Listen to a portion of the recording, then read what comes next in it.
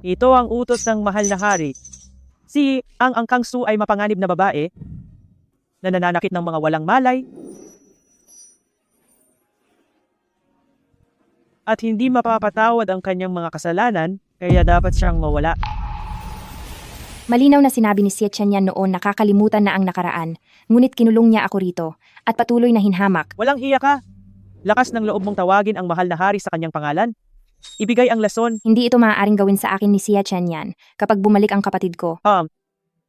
Si General Shu, ang General Shu na iyon, ay nagkamali sa gitna ng digmaan at matagal nang wala sa labanan.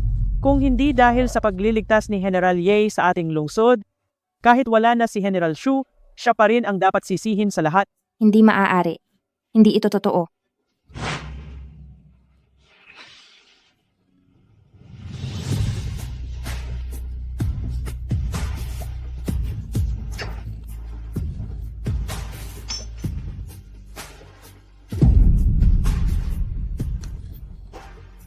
Ang inyong mahal na hari, noong nawala ang kanyang alaala, ay naging napaka-interesante.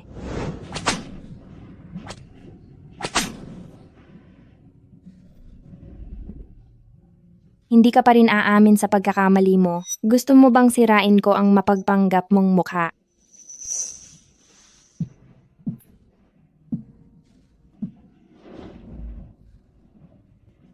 Ano ang lasa ng masarap na lason na iyan?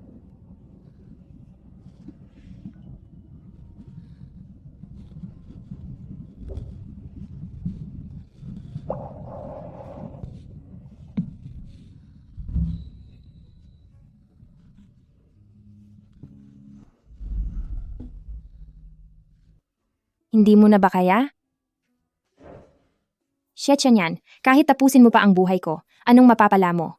Ang kahihiyan at paglarong ginawa mo ay habang buhay mong dadalhin at hindi matatakasan. Ito ang utos ng hari. Si Binibining Su ay dapat parusahan araw-araw gamit ang mainit na bakal upang mawala ang galit sa kanyang puso.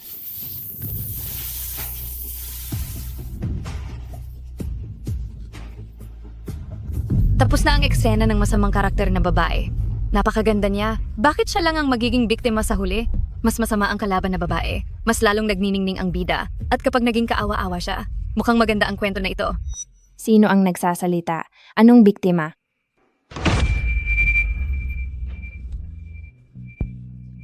Sun Yao!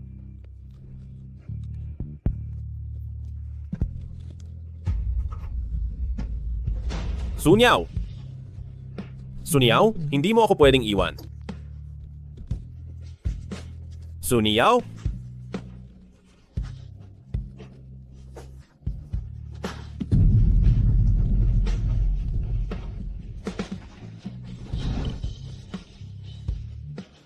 Sun Yao? Sun Yao.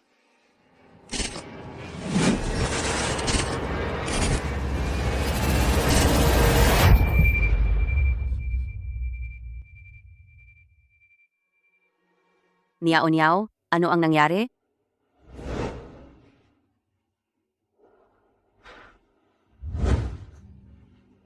Huwag mong sabihing dahil pakakasalan mo na ako, ay naging tuliro ka na sa tuwa? Nagbalik pala ako sa mismong araw na ipinagkasundo akong ipakasal kay ikalimang prinsipe. Nawawala ba ako sa sarili ko noong nakaraang buhay? O bulag lang, kahit na ibigay ko ang lahat para lang maging pangalawang asawa at pakasalan ang malas na lalaking iyon? Ito na ba ang sinasabi ng mga boses bago ako mawala noon, na tadhana ko ang maging isang hamak na biktima? Tingnan niyo ang dalawang ito. Nagpapalitan pa sila ng malalagkit na tingin. Humihingi po ako ng paumanhin, Consort Noble Wrong, ngunit hindi ko po maaaring pakasalan ang ikalimang prinsipe. Gagawin mo talagang biro ang kasal nating dalawa dahil sa galit mo? Consort Noble Wrong, may lihim pong nakatago sa likod nito. Iba ang pakikitungo ng mahal na prinsipe sa akin dahil sa pag-aakalang iniligtas ko siya noon. Pero ang totoo po, ang tunay na nagligtas sa kanya ay ang aking nakatatandang kapatid, si Su Xuan. Ano ang sinabi mo? Tumayo ka at magsalita. Noong magkakilala po kami ng mahal na prinsipe, dahil po sa suot kong pendanteng jade, napagkamalan po niya na ako ang taong nagligtas sa kanya. Sa katunayan, ang pendanteng ito ay ibinigay lang po sa akin ng aking kapatid. Noong malaman ito ng aking kapatid, hinayaan na lang niya tayong dalawa. Pero noong banggitin ni kagalang-galang na ginang ang tungkol sa kasalan, hindi po ako mapakali. Matapos ang mahabang pag-iisip, hindi ko na kayang ilihim pa ang katotohanan.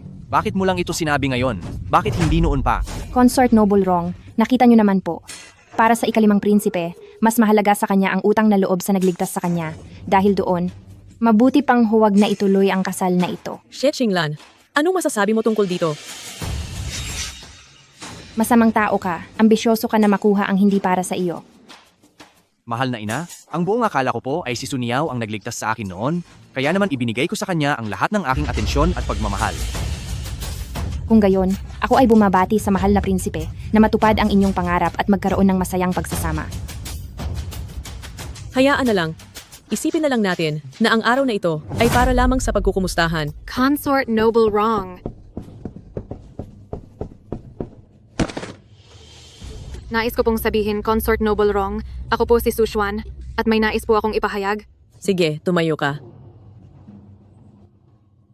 Kagalang-galang na ginang. Matapos ko pong pag-isipang mabuti, hindi rin po mapatag ang aking kalooban. Masyado pong matigas ang ulo ng aking kapatid. Hindi dapat napilitan ng ikalimang prinsipe sa isang kasunduang nabuo sa pamamagitan ng panlilinlang. Sa totoo po, ang nagligtas sa mahal na prinsipe ng araw na iyon ay ako po. Xuaner, ano ang pinagsasabi mo? Bumaba ng 10 puntos ang kaligayahan at 10 puntos din ang aura. Sabi nila, kapag ibinigay na ang kasal at ibinunyag ko sa lahat na ninakaw lang ni Sun Yao ang utang na loob na ito, ay tataas ang puntos niya bilang biktima. At tataas din ang kaligayahan at aura ko. Bakit sa halip ay bumababa ito? Sinabi ni ate noon, natutulungan niya akong itago ito. Ngunit ngayon ay bigla siyang lumantad para ilaglag ako. Hindi ko na rin maintindihan kung ano ba talaga ang balak ng kapatid ko. Noong ipinaliwanag ko kanina kay mahal na consort ang katotohanan, hindi ko na sinabi na tuwing naghahanap ka ng dahilan para samahan ako, ay sa totoo lang, palihim ka na palang nakikipagkita sa ikalimang prinsipe. Hindi totoo iyan. Bumaba ng 5 puntos ang kaligayahan at 5 puntos din ang aura. At saka, wala ka namang espesyal sa mukha mo. Gusto sana kitang pagbigyan ngayong araw, ngunit hindi ko akalaing ipagkakanulo mo ako para lang sa isang lalaki. Niao, magkapatid tayong dalawa, bakit mo ako gagawan ng ganyang maling paratang? Ang ibinigay sa iyong night pearl ng ikalimang prinsipe ay nasa iyo pa, hindi ba? Kung ayaw mong aminin, ako na mismo ang maglalabas niyan. Gusto mo ba? Bumaba ng 5 puntos ang kaligayahan at 5 puntos din ang aura. Ang mga puntos ko, bakit nagkakaganito? Totoo bang tinanggap mo ang night pearl na iyon? Ina, ako. Ang night pearl na iyon ay kusa kong ibinigay sa kanya. Dahil ang ikalimang prinsipe at ang aking kapatid ay may pag-ibig sa isa't isa, hinihiling ko na sana ay magkaroon agad kayo ng mga anak. Xuaner, ibaling mo pabalik ang mga bagay na hindi dapat sa iyo? Ina, Madam? Madam, may kasalanan po si ang iyong lingkod. Noong nakaraang buhay, ang nanikin na ito ang siya ring biglang nagsabi ng lahat na hindi raw ako tunay na anak ng Duke na si Madam. Sa loob lamang ng isang gabi, ay naging isang mapagpanggap na babae ako na walang pinagmulan. Nanikin, ano po ang ibig ninyong sabihin? Ang pangalawang binibini, siya po ay hindi ninyo tunay na kadugo. Noon pong, pabalik na kayo galing sa pagbisita sa mga kamag-anak. Nagkaroon po kayo ng matinding aksidente habang nanganganak, at kung mabibigla pa kayong muli, siguradong noon pa man ay wala na kayo sa mundong ito. Kaya po, ang ginawa ko ay kinuha ang pangalawang binibini. Kagalang-galang na ginang, ang lahat ng gulo ngayong araw na ito ay dahil sa pansamantalang kasakiman ng aking bunsong anak. Ipapapadala ko po siya sa aming ari-arian sa probinsya para magmuni-muni. Nakikiusap po ako, kagalang-galang na ginang, na sana ay patawarin niyo siya. Xie Qinglan, tara na.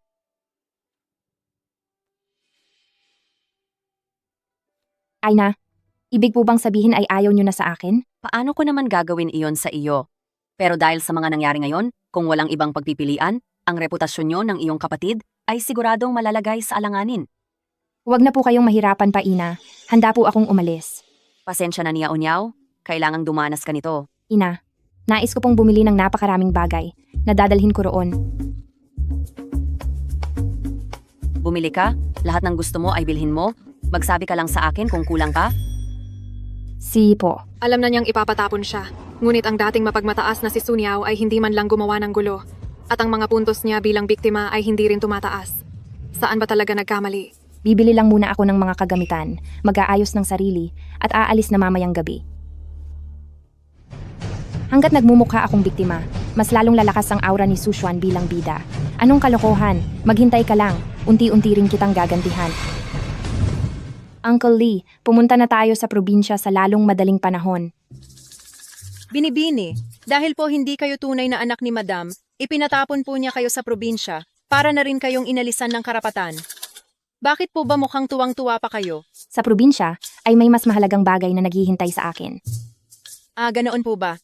Sa mga panahong ito, ang masamang emperador ay isa pa lamang prinsipe na nawalan ng alaala at napunta sa probinsya at kinupkop ng isang pamilya ng mga magsasaka. Wala siyang kahit na ano ngayon at ito na ang pinakamagandang pagkakataon para tapusin siya. Chechen yan. Ang ginawa mong pagkakulong at pagtapos sa akin sa nakaraang buhay ay paniningilin ko na sa iyo sa lalong madaling panahon.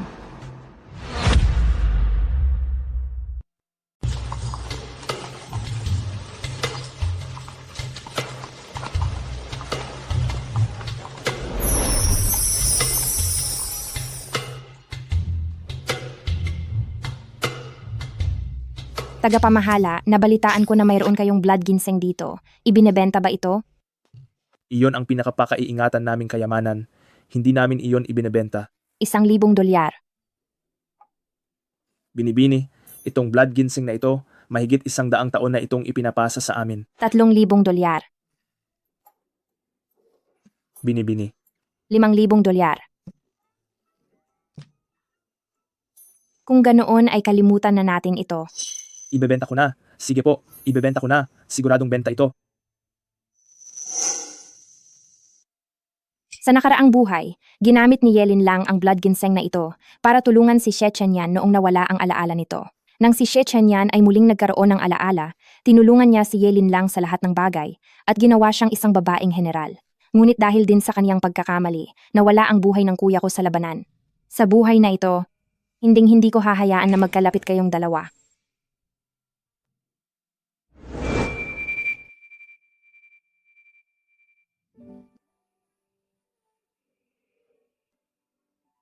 Binibini, sandali lang po.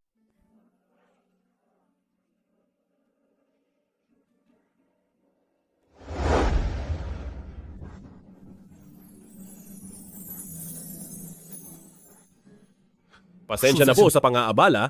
May sakit po ang kapamilya ko.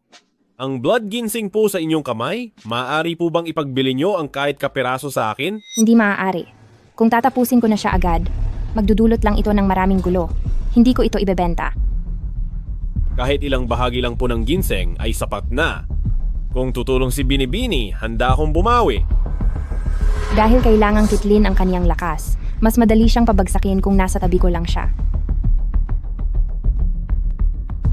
Nagkataon namang kailangan ko ng katulong. Dapat kang manatili sa tabi ko at magsilbing katulong sa loob ng 3 buwan. At susunod sa lahat ng iuutos ko, saka ko lang ibebenta sa iyo ang kapirasong ginseng. Ano, payag ka ba? Sige, payag ako. Maraming salamat po, Binibini.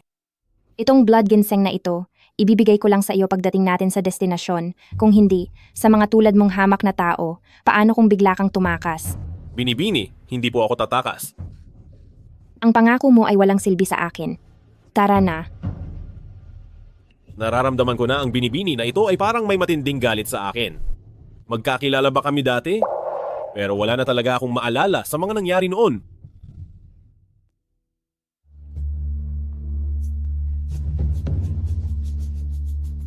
Anong tinititingin-tingin mo riyan?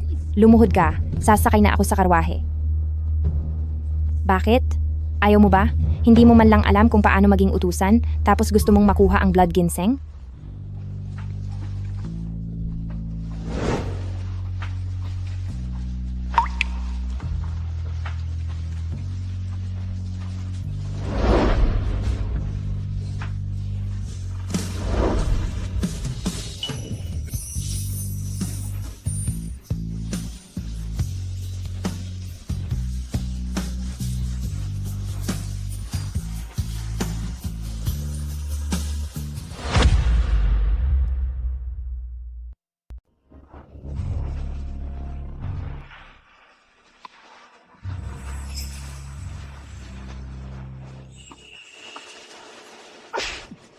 Lapastangan.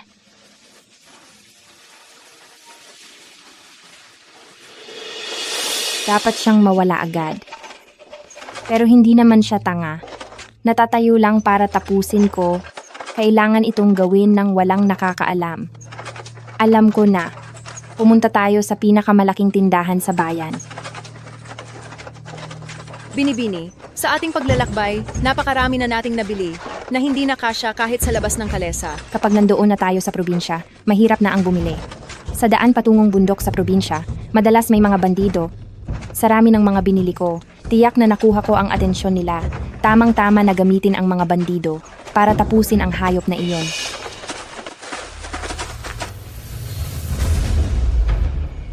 Ako ang hari ng bundok na ito, at ang lahat dito ay pag-aari ko. Kung gusto niyong dumaan, iwan niyo ang lahat ng inyong kayamanan. Binibini, anong gagawin natin? Nandito na sila. Ha ha ha.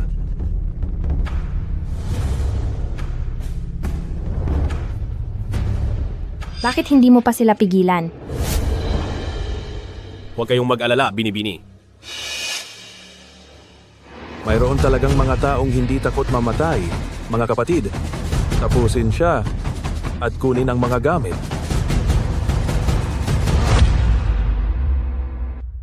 Sugod.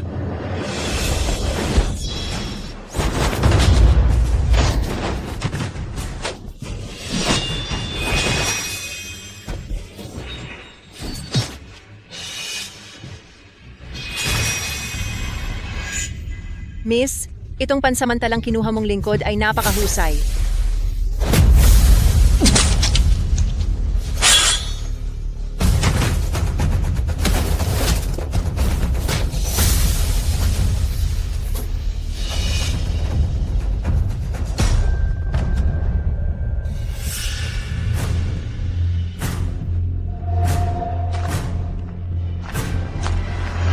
Hinto. Miss, naayos na po ang mga kriminal. Sinaalam ko na. Siguradong magkakilala kami noon pa. Napakapait talaga nito sa lahat ng gagawin. Nawalan na nga siya ng memorya, pero hindi pa rin nawawala ang galing niya. Nakakainis talaga. Miss, sino po ang mahirap na iyon? Pumunta ka, sabihan mo ang asong.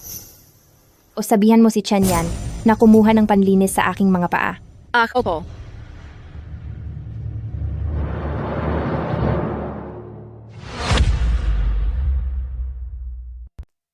Kahit na nawalan siya ng memorya, ang dangal sa kanyang pagkatao ay hindi pa rin nagbabago. Kung pagdadalhin siya ng pamasong tubig sa paa, tiyak na labis siyang maghihinanakit.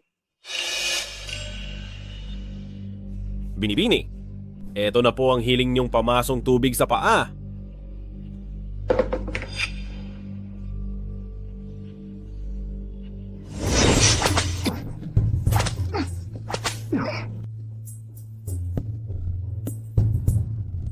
Ayaw mo pa ring aminin ang pagkakamali mo?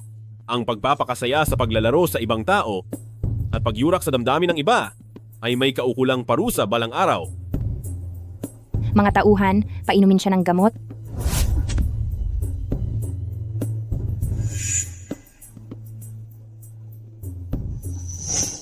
Hinding-hindi ko palalagpasin ang mapagpanggap mong mukha.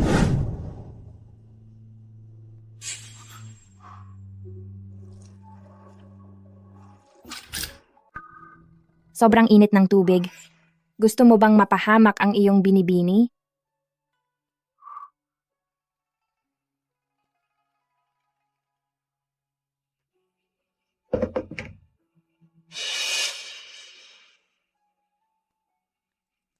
Malamig na ito.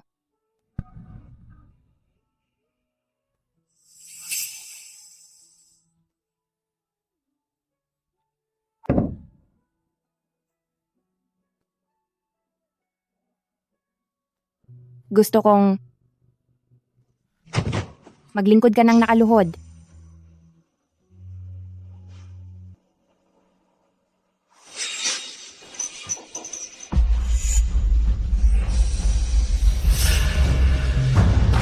Lumayas ka.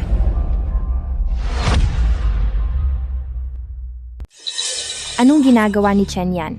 Sagot sa inyong katanungan, Binibini. Maagang maaga pa po si Chen Yan, matapos niyang ihatid ang ugat ng blood ginseng sa nayon, ay naghihintay na siya sa labas, nag-aabang sa inyong utos. Anong paraan kaya ang mayroon na nang hindi nahahalata ng sinuman ay magagawa ko siyang tapusin? Alam ko na.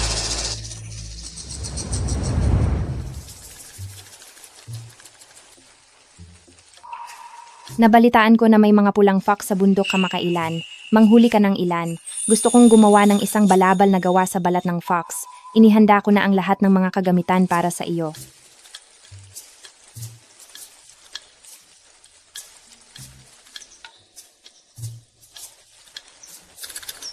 Opo. Ang armas na galing kay Uncle Lee. Maayos naman, hindi ba? Sinunod ko po ang inyong utos, Binibini. Pumunta ako sa bodega at kumuha ng pinakabasag-basag na gamit. Siguradong hindi iyon gagana. Sa mga panahong ito, may gumagala na nananalasang black bear sa malapit na bundok. Si Chen Yan, nang walang hawak na armas, paano mo kakalabanin ang dambuhalang nilalang na iyon? Lichun, ang bitag na ipinapagawa ko sa iyo, maayos na ba ang lahat? Opo, huwag po kayong mag-alala.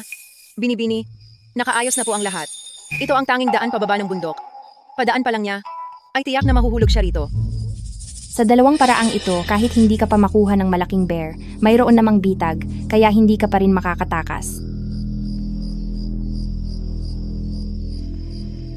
Bakit hindi pa siya bumabalik? Dapat ay nandito na siya. Napakadilim na sa labas. Dapat ay malapit na siya, dahil may mga mababangis na hayop sa bundok. Imposibleng manatili siya roon buong gabi. Lichun, suriin mong muli ang mga bitag. Sipo.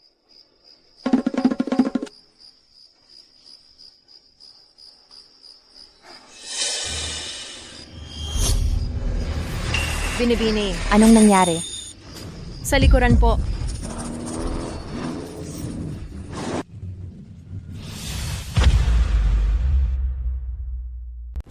Ang dambuhalang itim na oso sa kailaliman ng kagubatan, paanong napunta rito sa daan papasok ng bundok?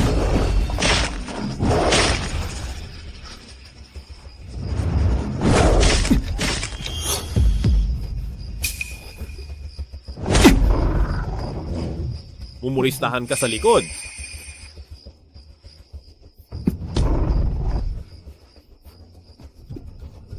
Mag-ingat ka.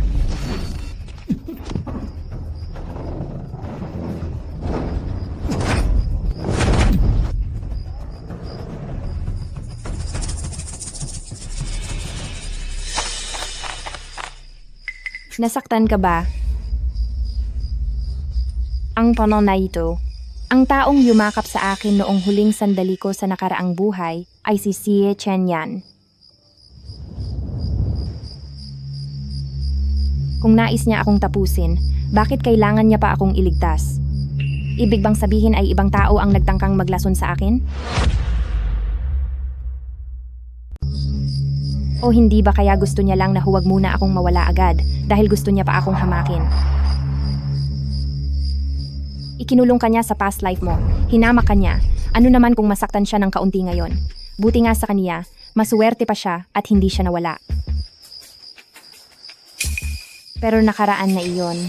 Ngayon ay 2 beses ka na niyang nailigtas. Kung ganoon, magbibigay ako ng gamot para quits na tayo.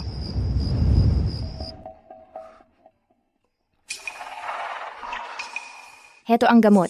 Huwag kang mawawala rito sa bahay ko. Kamalasan iyan. Gamot ng palasyo. Ano ang tinitingin-tingin mo?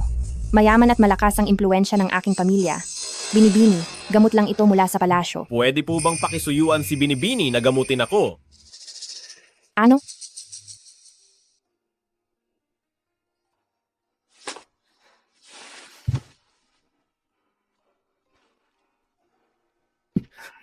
Tungkol doon sa bitag kanina, ano ang nangyari doon? Anong bitag? Bago pa man lumipad ang mga pana, ay nagsalita na siya. Halatang alam niya ang mangyayari. Ganoon ba? Akala ko kasi ay gusto mo akong tapusin.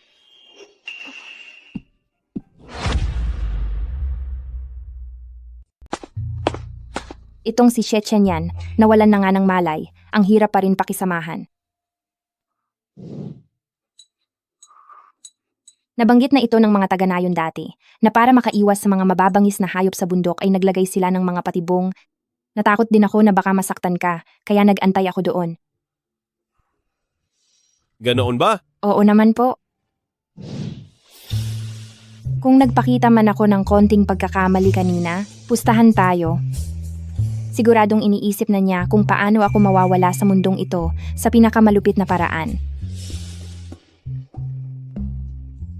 Kung muli kong susubukan, kailangang maging mas maingat ang bawat plano. Dapat sa isang iglap ay tapos na at siguradong walang anumang sablay. Tiyak na magkakilala kami at baka nga may matinding galit siya sa akin, kundi hindi siya paulit-ulit na magtatangkang saktan ako. Pero kahit nawalan ako ng alaala, alam ko sa sarili ko na hindi ako masamang tao. Ano kaya ang namagitan sa aming dalawa?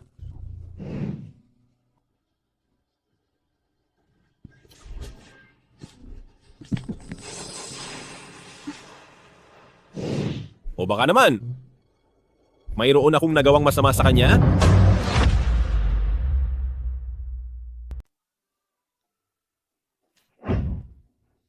Kahit pa ang tsaang iniinom ng mga utusan sa palasyo ng Duke, ay mas masarapan ng 100 beses kaysa rito. Miss, nandito po tayo sa probinsya. Baka gusto niyo pong subukan itong binili kong prutas para sa inyo? Gawa po itong lahat ng mga taga-nayon.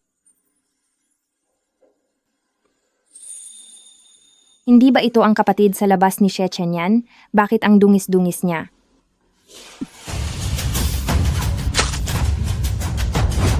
Anong ginagawa mo? Miss, tirik na tirik ang araw at marami ang makakakita. May mga kriminal, bilis. Humanap ka ng mga gwardya. Susundan ko muna sila. Opo. Hala, bilis. Hindi ko alam kung saang mayaman na pamilya galing ang babaeng iyon. Maganda nga ang itsura, pero mukhang hangal. Nagawa pa talaga niya tayong habulin ng mag-isa. Hindo. Kapag naibenta natin siya sa bahay aliwan, siguradong malaki ang kikitain natin. Bagalan mo muna hanggang sa mahabol niya tayo. Siya. Tumigil kayo. Ko. Ikaw ang humanap ng gulo sa sarili mo.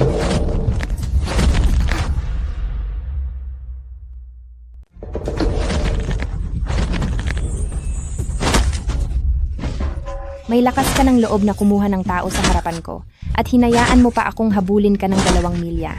Tamang-tama at mainit ang ulo ko. Gusto mo pa akong dakpin? Tingnan natin kung hanggang saan ang tapang mo.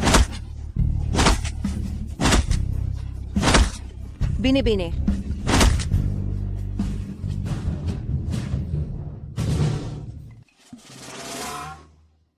Bakit narito ang malas na iyan? Kanina pa ba siya rito? Parang mula pa noong sumakay ka.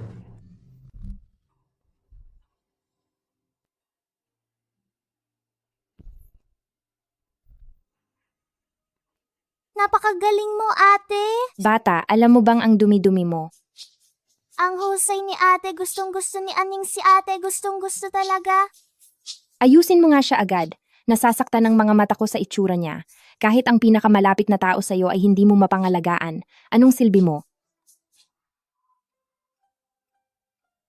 Kuya, hindi ba ako gusto ng magandang si ate? Hindi. Si kuya ang hindi gusto ni ate. Masyadong mapagmataas at sutil ang taong iyan. Masakit din siyang magsalita, pero mabuti naman ang kanyang kalooban.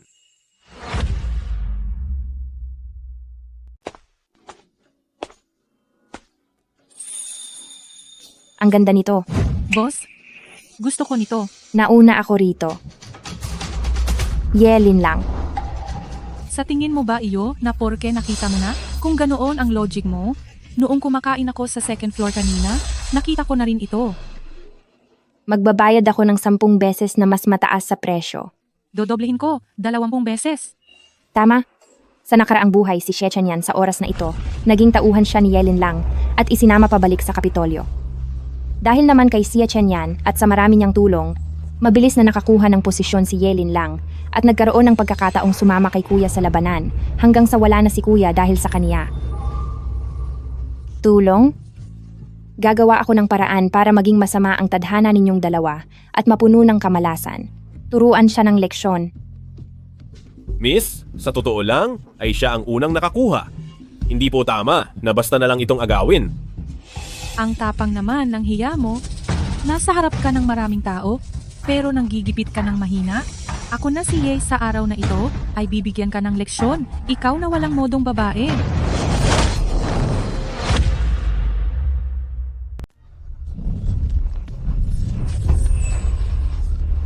Napakalakas ng kanyang kapangyarihan. Kaya naman pala kampante ang binibining ito dahil may eksperto palang nagbabantay. Bata pa po ang aming binibini. Medyo pabigla-bigla pa akong kumilos, kaya sana ay maunawaan niyo po. Sina, wala naman itong gaanong halaga. Nais ko lang namang asarin ng kaunti ang magandang binibini. Sa iyo na ito, itinuturing itong regalo mula kay Ye.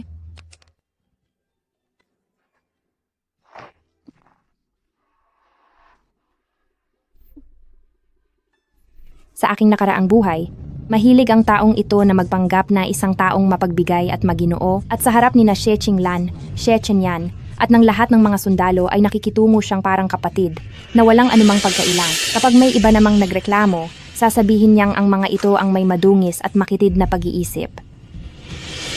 Bakit hindi mo ako tinulungan? Sapagkat totoo namang sila ang nasa tama, ang lantaran nating pang-aagaw ay hindi tama. Pero katulong kita, binigyan kita ng blood ginseng, at tinulungan kitang magligtas ng buhay. Sabi mo ay susunod ka sa lahat ng utos ko, pero heto ka at binibigyan pa ako ng sermon. Kahit aso ang alagaan ko, alam nito kung kanino ito dapat maging tapat. Sa nakaraan kong buhay ay ganyan na talaga si Xie Chenyan, paulit-ulit niyang pinoprotektahan si Yelin Lang. Ang babaeng iyon na umagaw kay Xie Qinglan, paulit-ulit niyang pinapanigan, ngayong sa akin na, sasabihin niya sa akin na hindi ito tama? Nakakadiri ang mga mapagpanggap at plastik na tao. Isa kang walang utang na loob. Lichun, balik na tayo. Hemha.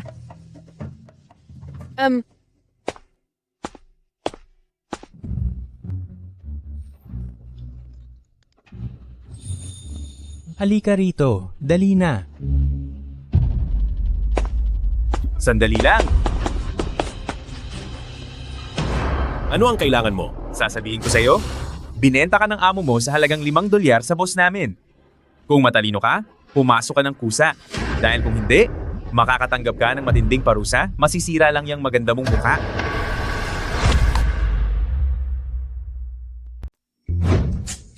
Para makapagtayo ng isang aliwan, siguradong may makapangyarihang tao sa likod nito. Kahit gaano pa kagaling makipaglaban si Xie Chenyan, hindi biro ang lakas ng mga bantay doon. Manalo man siya, siguradong mahihirapan siya. Pero kapag natalo siya, mapipilitan siyang manatili roon at maglingkod. Bakit napakatalino ko yata? Binibini, hindi naman nagbenta ng sarili sa atin si Chenyan, tsaka 5 barya lang ang halaga niya. Ito ay... Nararapat lang iyan sa kanya. Lehun, gamitin mo ito para bumili ng 2 candy na prutas, ibigay mo sa kapatid niyang babae. Kawawang bata, ang kuya niya, na ibenta na sa aliwan ng mga lalaki. Si Po. Eha, Anong ginagawa mo? Bitawan mo ako. Kung alam ko lang na mangyayari ito, sana ay hindi lang si Xie Chenyan ang isinama ko. Kasalanan niya ito. Binibini. Umalis ka. Huwag mong hawakan ang balat ko gamit ang madungis mong kamay. maya-maya, mapapaamo rin kita, aking magandang binibini. Miss, sinong lapastangan ang humaharang sa akin? Chenyan.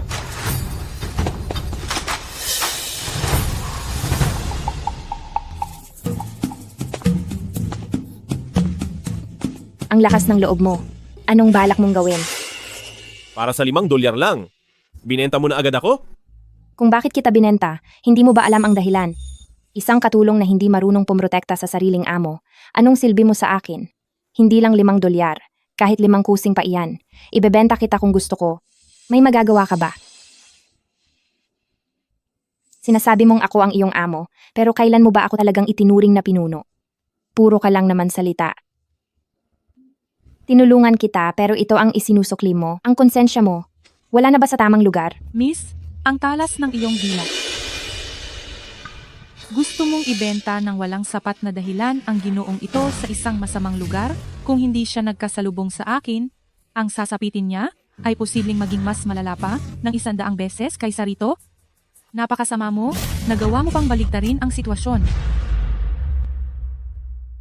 Lagi at lagi kang nandito. Parang kang aso kong sumunod. Ang talas ng pang-amoy mo, pati ito ay nahanap mo. Talagang ang galing ka sa isang marangyang pamilya? Napakaselang. Binibini, walang alam kundi ang away pamilya. Marunong ka lang magsalita, panlabas lang ang galing, pero wala ka namang silbi. Ang isang ginoong tulad niya, na sumusunod sa iyo, ay isa lamang pagsasayang ng galing. Napakagaling ng iyong kakayahan, nais mo bang pag-isipan na sumali sa aking pangkat at magtrabaho para sa akin? Hindi kita pababayaan. Huwag kang mangarap. May kasunduan kaming 3 buwan. Kung ganoon, babalikan kita pagkaraan ng 3 buwan. Pag-isipan mo itong mabuti, ang pagsama sa akin sa hukbo, upang maging isang magaling na general, ay isang malaking pagkakataon. Siya?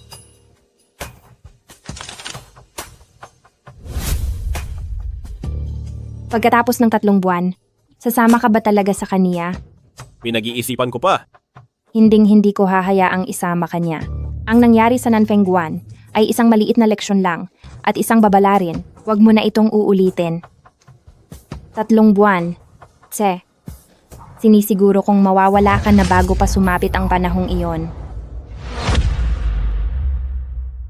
Sinisigurado ko sa iyong hindi mo naaabutan ang oras na iyon. Totoong matigas ang kanyang ulo at mapaghanap, pero nagbigay siya ng blood ginseng para iligtas si Tiyahin at iniligtas din ang kapatid ko. Lahat iyon ay malaking utang na loob.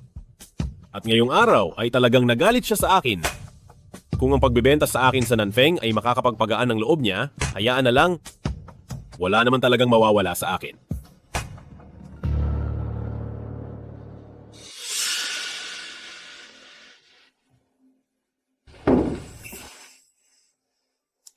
Tungkol sa nangyari sa kalye kanina, ako ang may kasalanan, humihingi po ako ng paumanhin sa inyo, Binibini. Sa pagdadala lang ng pampaghugas ng paa, ay mababayaran na ang lahat? Ganoon ba kataas ang tingin mo sa sarili mo? Ano po ang gusto niyong gawin ko, Binibini? Gusto kong lumuhod ka at hugasan ng mga paa ko. Sa nakaraang buhay, kahit naparusahan pa siya ng husto, hindi siya kailanman nagpakumbaba paano siya magiging handang magsilbi sa ibang tao. Titingnan ko nga kung hanggang kailan mo ito matitiis. Hindi dapat nagkakadikit ang lalaki at babae. Ang sinabi ni Binibini, para sa akin ay hindi naman mahirap na bagay. Kung iisipin, parang kayo po ang lugi. Alam ko namang mapagpanggap ka. Kung hindi talaga tutol si Binibini na ang isang taong may mababang katayuan na tulad ko ay humawak sa inyong balat, hindi na ako mag-aatubiling sumunod.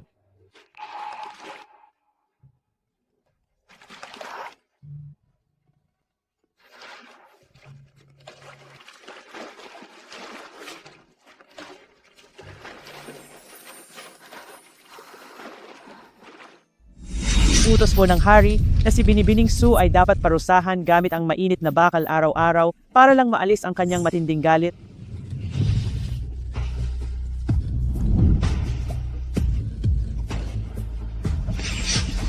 Layas.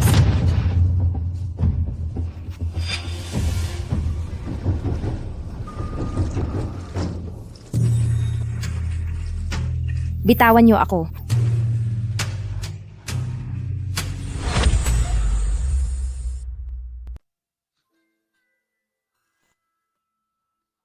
Ito ang unang beses na nais kong pagtripan ang isang tao. Ang ganitong mapagmataas na Binibini na ginagawa ko siyang katawa-tawa.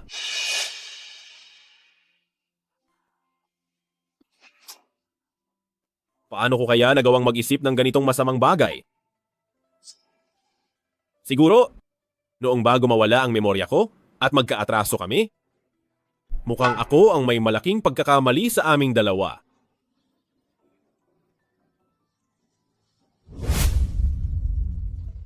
Kung ganoon, hindi ko na po gagambalain ang inyong pahinga, Binibini.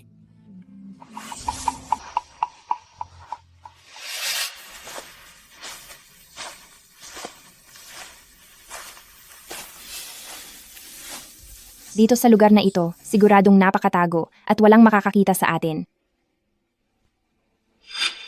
Uminom ka muna. Magpahinga ka bago ka umalis. Maraming salamat po, Binibini. Kapag nainom na niya ang tubig na may lason na pampahina, gagamitin ko ang pagkakataon para tapusin na siya. Gagamitin ko ang pagkakataon para tapusin siya at sasabihin kong kinain siya ng mga mababangis na hayop. Basta't magkaroon lang ako ng kaunting sugat, hinding-hindi sila maghihinala sa akin.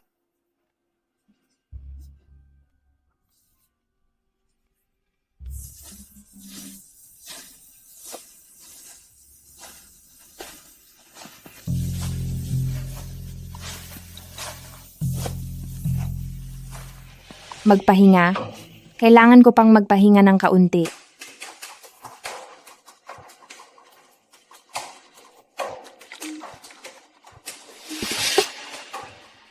Ang tubig na ito.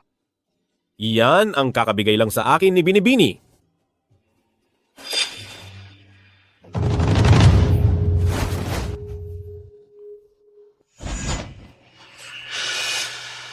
Hindi ba Ruanjin powder ang inilagay ko? Bakit parang mayroon pa itong epektong pampagana?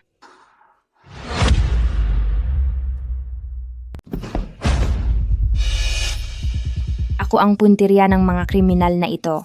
Hamak na karakter lang si Sun Yao, isang panggulo na nakatadhana sa kabiguan. Habang mas lalong nagiging bida ang pangunahing aktres, mas lalong mamamatay sa eksena si Sun Yao. Kapag naitakda na ang kasal ni Su Xuan, tataas ang kaniyang katayuan at lalo siyang magiging makapangyarihan. Kaya kahit wala akong gawin, malalas ang malas ko dahil sa paglakas niya. Walang hiya.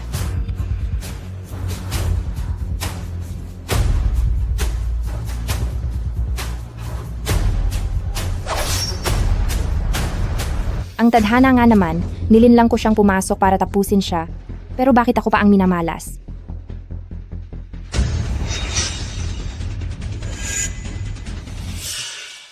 Mukhang dito na magtatapos ang lahat.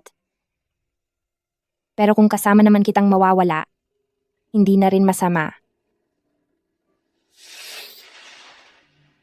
Hihilahin kita pababa sa parusahan. Kahit papaano, sulit pa rin. Handa siyang makasama ako sa huling hantungan? Tingnan natin kung saan ka patatakas. Hindi kita hahayaang mapahamak. Sun Yao, pikit mo ang mga mata mo.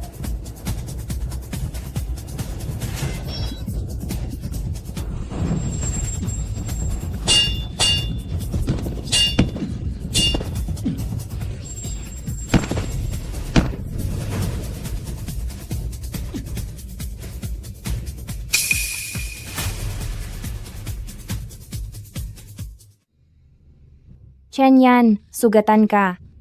Binibining Su? Pakisuyo, alalayan mo ako. Napakagandang pagkakataon nito. Hanggat iwan ko siya at pabayaan, ay tiyak na mawawala na siya. Hindi pwede. Nasa gitna kami ng madilim na kagubatan at hindi ko alam kung mayroon pang ibang mga kriminal dito. Kapag may nangyari sa kanya, wala nang makakapaglabas sa akin dito. Kailangang pagtiyagaan muna, manatili siyang buhay hanggang sa mailabas niya ako, saka na siya mawala. Ang sakit. Pasensya na sa pang-aabala.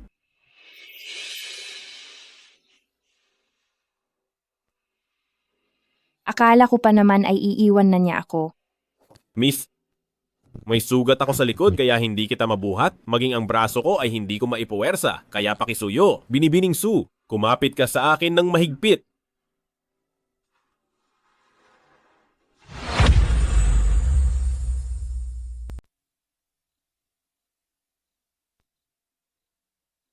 Mukhang tirahan ito ng isang mga ngaso. Dito muna tayo magpalipas ng gabi. Napakadumi naman. Hindi natin alam kung anong mga peste ang gumagala rito.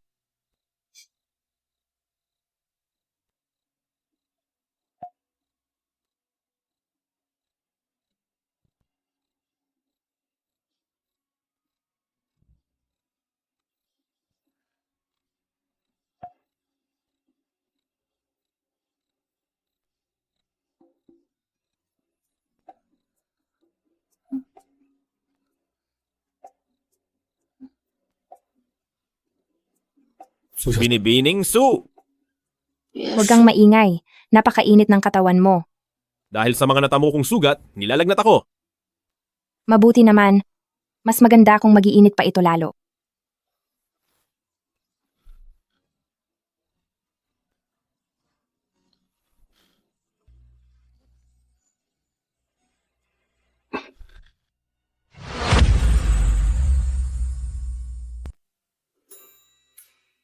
Binibini. Binibini. Nawala kayo sa buong magdamag kagabi. Natakot po ako ng husto. Ayos lang. Naantala lang kami sa daan sa bundok. Nang mawala si Binibini, parehong nag-alala sina Duke at Madam. Kaya mabuti pang sumama na po kayo sa amin pabalik Binibini. Dapat nga akong bumalik doon para imbestigahang mabuti kung saan nanggaling ang pagtatangka sa buhay ko. Kung ito ba ay talagang may kinalaman sa tinatawag nating score ng pagkatalo ko. Lechon, ligpisin mo ang mga gamit natin. Opo. Chenyan, ang 3 buwang kasunduan natin bilang amo at tauhan ay hindi pa natatapos. Habang nasa kabisera ako, huwag na huwag kang tatakas.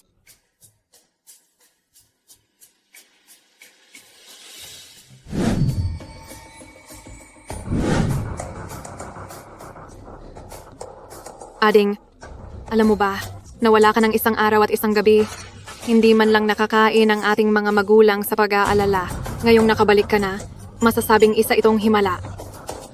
Sa paraan ng pananalita mo, ate, parang pinalalabas mong may kumuha sa akin. Kung dito lang sa bahay, ayos lang. Pero kung sa labas mo iyan sasabihin, hindi ba masisira ang reputasyon ko? Ading, nag-aalala lang naman ako sa iyo. Bakit ba bigla na lang sumama ka sa isang mga ngaso paakyat sa bundok? 2 lang kayong magkasama? At sira na ang iyong dangal. Totoo man ito o hindi, kapag nalaman na ng iba, ang aking kasiyahan at popularidad ay tiyak na madaragdagan na naman. Totoo iyan, niyaw-niyaw? Bakit ka ba nandoon sa bundok at inabot ng buong magdamag? Ikaw ay isang respetadong anak na si Binibini. Bakit ka ba pumunta sa bundok?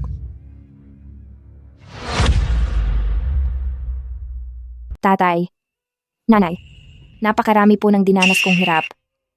Napakahirap para sa akin. Pagkatapos ay pagdududahan niyo pa po ang aking dangal? Lihon.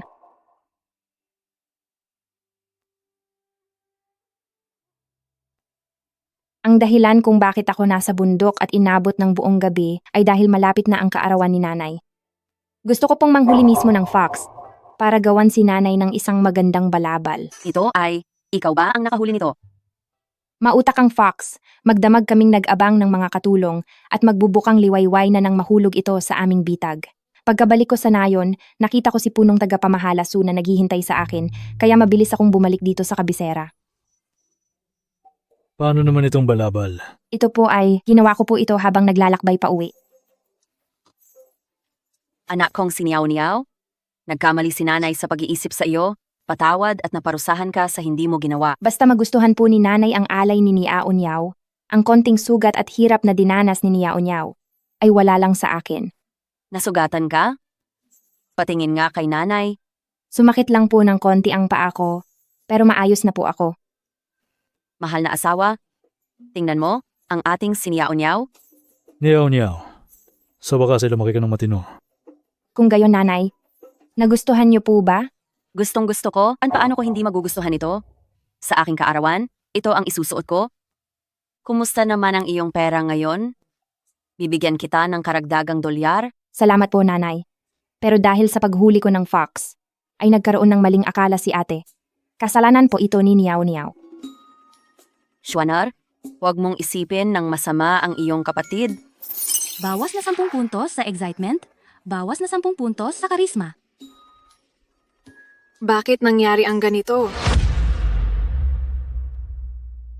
$5,000. $10,000.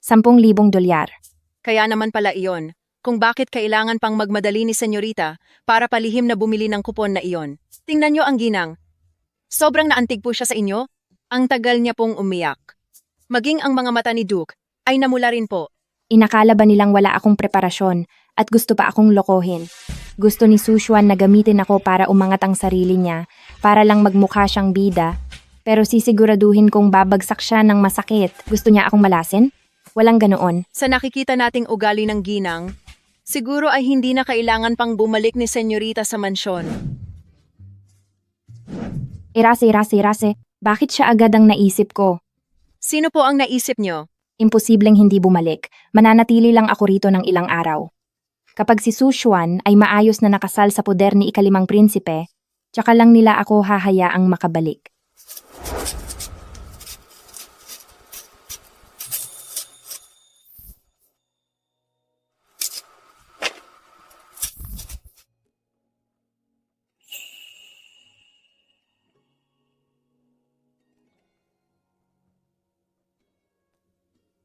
Chen Yang, ang kasunduan natin bilang amo at alila sa loob ng 3 buwan ay hindi pa natatapos. Habang narito ako sa Kapitolyo, huwag na huwag kang tatakas. Naririto lang ako? Babalik ka ba? Nabalitaan ko na ang ikalimang prinsipe ay nakipag-ugnayan sa Hongshu Pavilion at ang kanilang pinakamagaling na mananahi ay inatasan niyang magbakante para tahiin ang pangkasal na damit ni Binibining Su.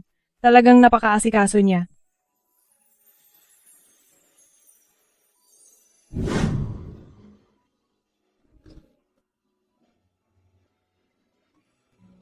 Ading, sa katunayan ay si unang prinsesa.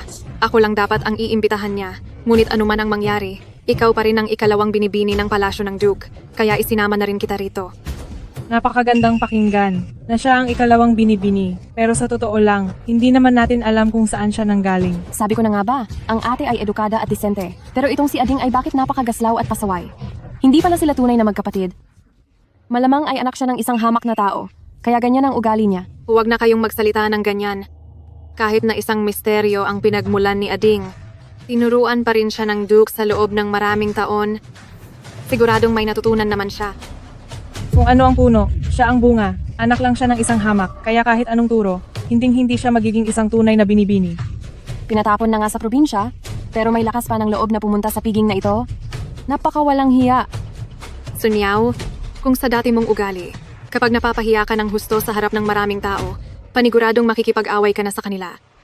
Dahil diyan ay mas lalo kang kakabukod at mapapadali ang pagbagsak mo.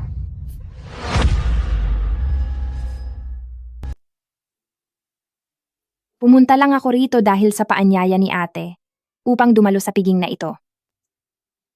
Bakit niyo ba ako pinagkakaisahan? Sanggol pa lang ako nang magkamali sila sa pagkuha sa akin, hindi ko ginusto na mangyari ang bagay na iyon. At bakit kailangang palagi ni ate na ungkatin ang nakaraang ito? Sinasabi niyo bang, kasalanan ko ito? Hindi naman iyan ang ibig kong sabihin. O baka naman gusto mong ipamalita sa lahat? Na dahil sa mahirap lang ang pinagmulan ko, ay hindi na ako karapat-dapat na maging kapatid mo? May tama naman siya, hindi naman niya piniling magkapalit sila noong sanggol pa. Ano ka ba? Ano-ano ang mga sinasabi mo? Ano man ang mangyari, ikaw pa rin ang paborito kong kapatid. Bakit hindi man lang siya nagagalit? Anong nangyayari rito? Mahal na prinsipe, wala po ito. Tungkol lang ito sa pinagmulan ng kapatid ko. Medyo sensitibo lang po siya tungkol doon. Ate, wala naman akong ginagawang banta sa iyo. Ngayong, nakatakda ka na sa ikalimang prinsipe, nagtatanim ka pa rin ba ng sama ng loob sa nakaraan? Kaya ba panay ang parinig mo na mababa ang antas ko sa buhay? Kung hindi dahil sa mga patutsada ni Su Xuan, siguradong walang may pakialam sa usaping ito ngayon.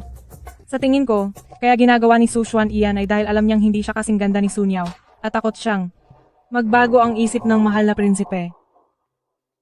Bakit hindi ko napansin noon na sadyang napakaganda pala ni Sun Yao? Niao, mali ang ginawa ni ate sa iyo. Para sa kanya, ako na ang humihingi ng paumanhin sa iyo. Bawas na 10 sa katuwaan, bawas na 10 sa reputasyon.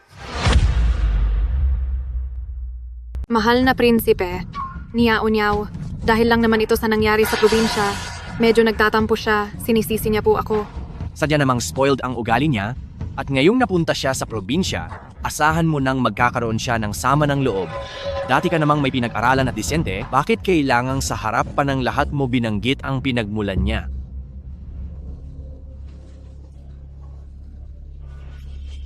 Mahal na prinsipe, sinisisi mo po ba ako?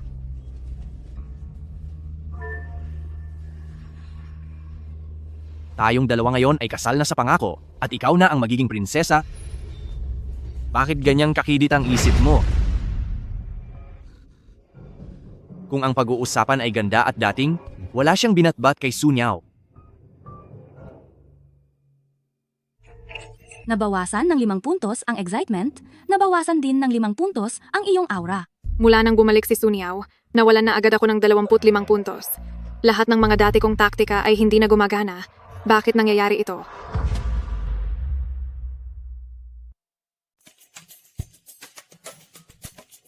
Bigla kong naramdaman ang pagginhawa. Posible kaya na magsisimula na ang swerte ko.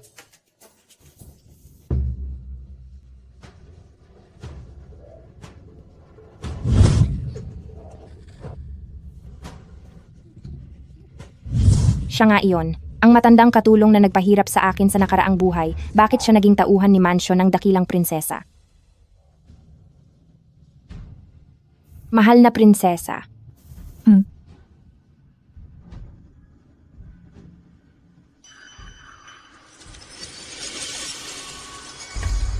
Ang taong nagpahirap sa akin noon, hindi ba si Xie Chenyan iyon? Anong ginagawa mo rito? Nandito po ako para sunduin at pauwiin kayo, miss. Nananahimik ka lang, bakit hindi ka na lang nanatili sa probinsya? At bakit ka bumalik dito sa kabisera? Kapag may nakakilala sa iyo, paano kung mapilitan kang bumalik sa palasyo ng mas maaga? Pumasok ka muna sa karwahe. Uncle Lee, bilis, alis. Mahal na prinsipe.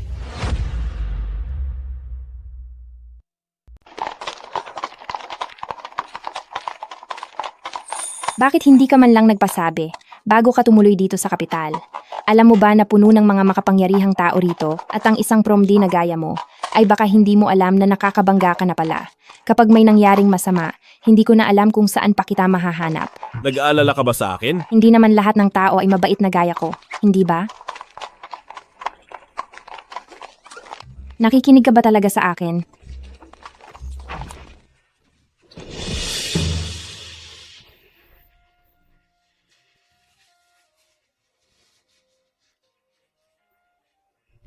Ikaw? Wala ka ba talagang pakiramdam? Ni hindi mo man lang naisipang umiwas. Masasaktan ka kapag umiwas ako.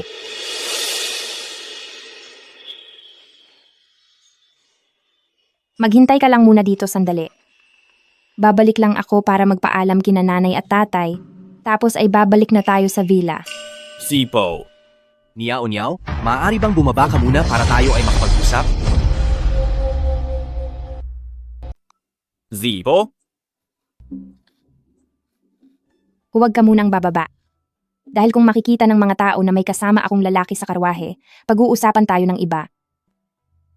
Hindi pwedeng makita siya ni Xie Qinglan, tiyak na makikilala siya. Tama po kayo, miss. Titignan ko muna.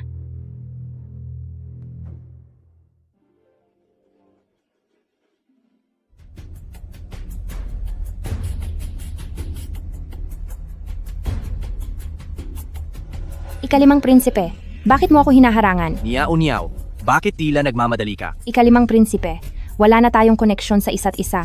Pakiusap ay huwag mo na akong tawagin ng ganyan. Alam kong may puwang pa rin ako sa puso mo, kaya lang dahil sa estado mo ngayon. Ngunit huwag kang mag-alala, Niao, may naisip na akong paraan na pabor sa ating dalawa. Pagkatapos ng kasal namin ni ate, maghintay ka lang ng 1 buwan, gagawin kitang asawang gilid, ayos ba iyon? Dati ang sabi mo pagtanaw lang ng utang na loob ang tingin mo sa akin. At ang sabi mo pa ay spoiled at matigas ang ulo ko. At pilit mo lang akong pinagpapasensyahan. Iyon ang nasa isip ko noon, pero ngayon, pakiramdam ko ang ugali mong iyan ay hindi katigasan ng ulo, kundi pagiging tapat at pagiging cute. Ang sabi mo tapat at cute ako?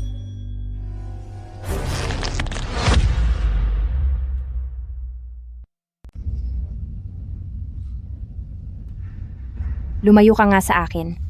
Sa tingin niyang iyan, bakit parang pakiramdam ko ay ako ang sentro ng atensyon ngayon? Gayong noong araw ng pagbatil ng kasunduan, wala siyang naramdaman kundi galit para sa akin. Niao.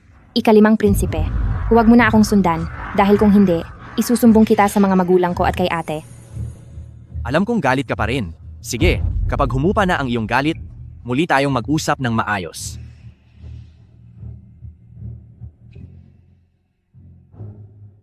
Marahil ba ay dahil sa mga kabiguang naranasan ni Su Xuan, kaya naman nagkaroon ng lamat ang ugnayan sa pagitan nila ni Xie Qinglan. Sa pagitan namin ni Su Xuan, Tila ang tagumpay ng isa ang siyang pagkatalo ng isa pa. Hindi siya nagtagumpay, nabawasan ang kaniyang ningning, kaya hindi na ako magiging malas o talunan lang. At sa kabilang banda, kung magpapatuloy ang pagganda ng takbo ng buhay ko, lalo naman siyang mamalasin.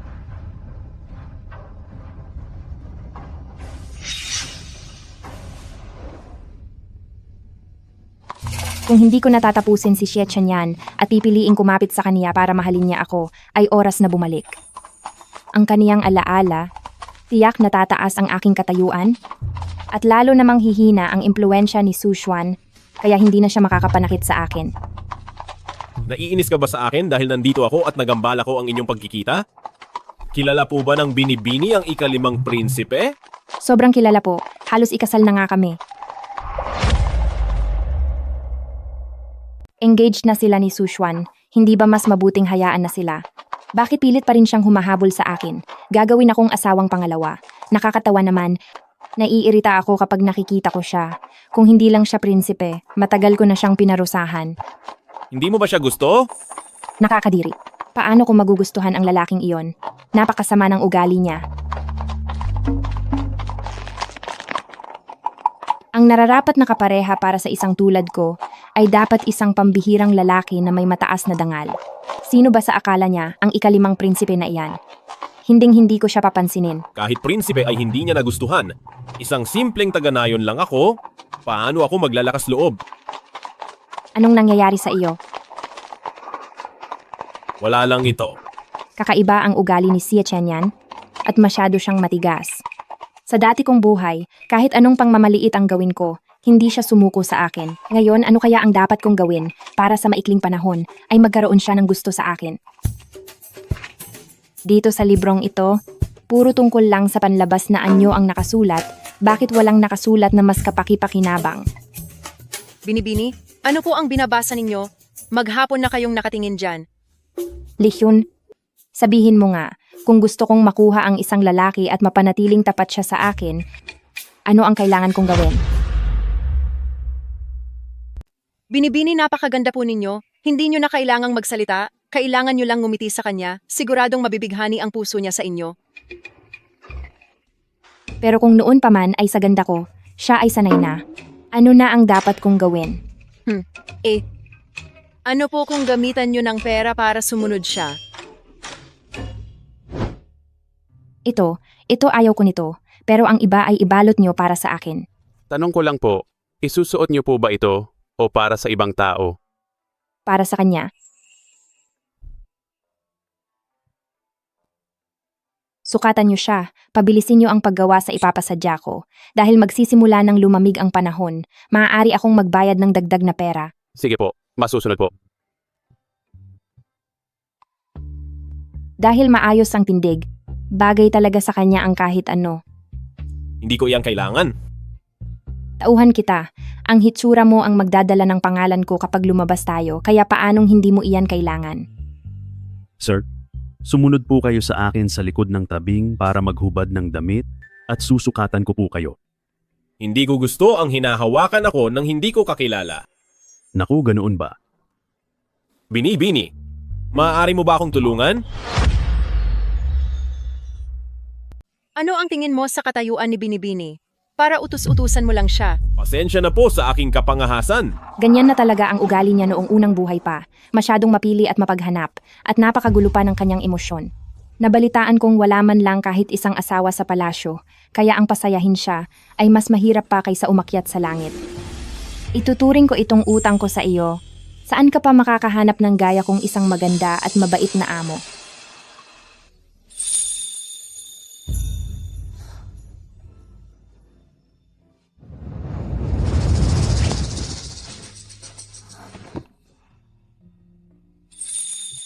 Teka, bakit parang biglang uminit? Binibini. Tumalikod ka.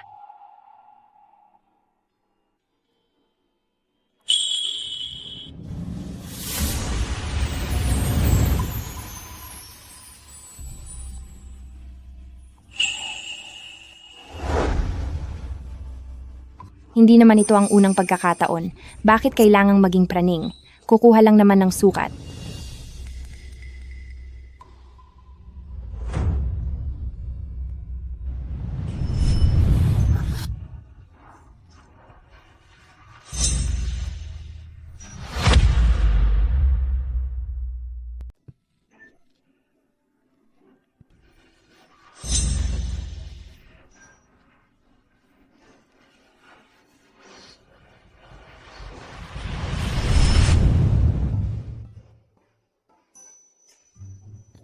Magsuot ka na, baka magkasakit ka.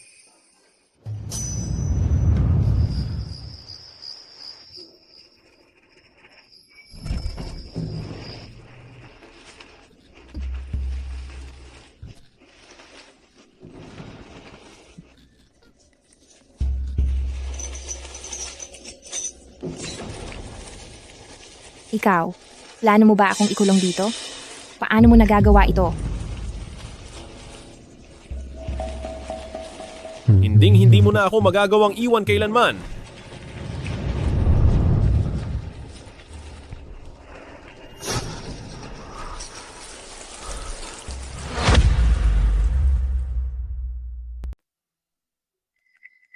Bakit wala si Chen Yan sa labas para mag-abang? Maaga pong nagpaalam si Chen Yan. Bumalik po siya sa pamilya Chen kagabi po kasi hindi ko alam kung bakit biglang pumunta si Chen Yan sa bakuran para kumuha ng tubig. Paulit-ulit po siyang nagbuhos ng malamig na tubig sa katawan. Masyado kasing mainit ang panahon. Nitong mga nakaraang araw ay hindi ko siya makatagpo. Wala man lang nangyayaring pag-unlad. Hindi ito pwedeng magpatuloy ng ganito. Paubos na ang oras ko. Chen Yan, lumabas ka. Alam kong nandyan ka.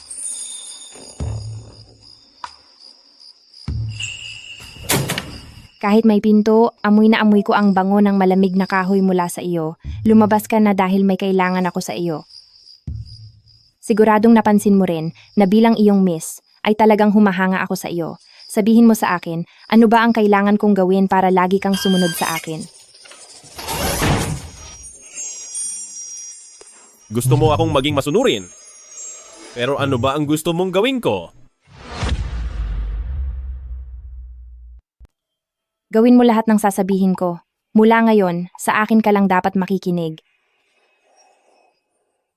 Alam ba ng binibini ang sinasabi niya? Gusto kitang bilhin habang buhay. Sabihin mo ang presyo mo. Gusto mo akong maging utusan mo habang buhay? Hindi naman kailangang maging utusan.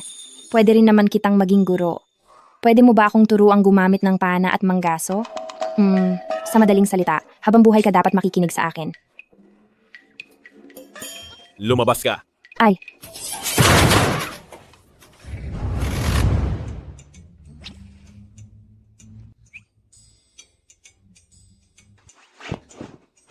wala naman akong sinabing mali ah. Anong karapatan niyang itulak ako palabas? Napakahirap talagang intindihin ng mga lalaki. Ano kaya ang tumatakbo sa isip ni Xie Chen Yan sa mga sandaling ito? Paano ko ba siya mapapasunod? Ang antok ko na, bukas na lang itutuloy ang pag-iisip.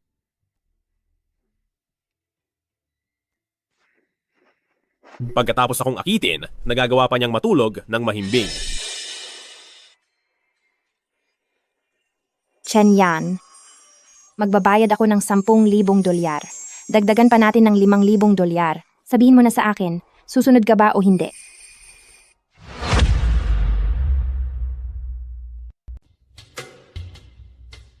Napakahusay talaga ng paningin ni Binibining Su. Ang mga karaniwang gamit na ito ay hindi ko ipapakita para hindi sumakit ang inyong mga mata. Tingnan niyo po, lahat ng ito ay bukod tangi. Sa tingin ko, medyo kakaiba nga.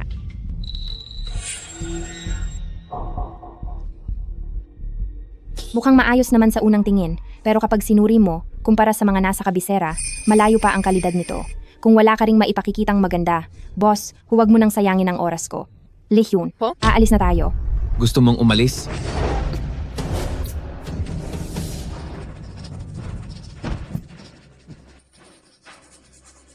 Binibining Su, sisihin mo ang sarili mo dahil kinalaban mo ang taong hindi mo dapat kinalaban.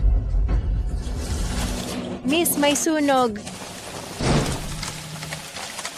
Sunyaw! Chen Yan? Miss, bilis! Umalis na tayo!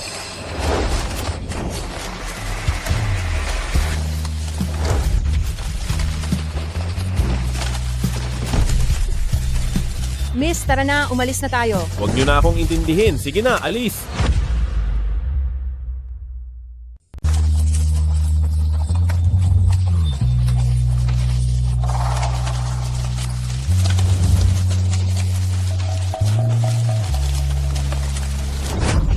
Miss Chen Yan.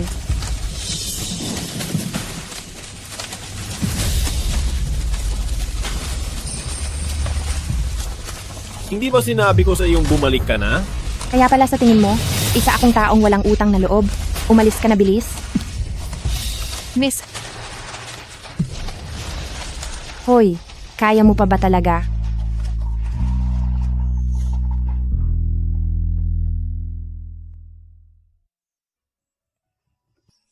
Nasaktan ka rin. Malakas at sanay na ako rito. Wala lang ito sa akin. S-hate. Masakit. Magtiis po kayo ng kaunti, miss. Napakagaslaw mo. Hindi mo ba pwedeng dahan-dahanin? Sobrang sakit talaga.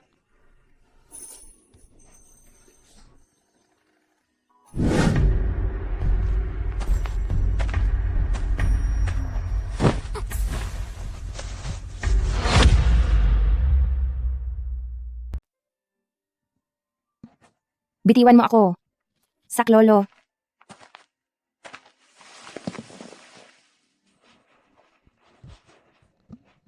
Huwag niyo po akong sasaktan.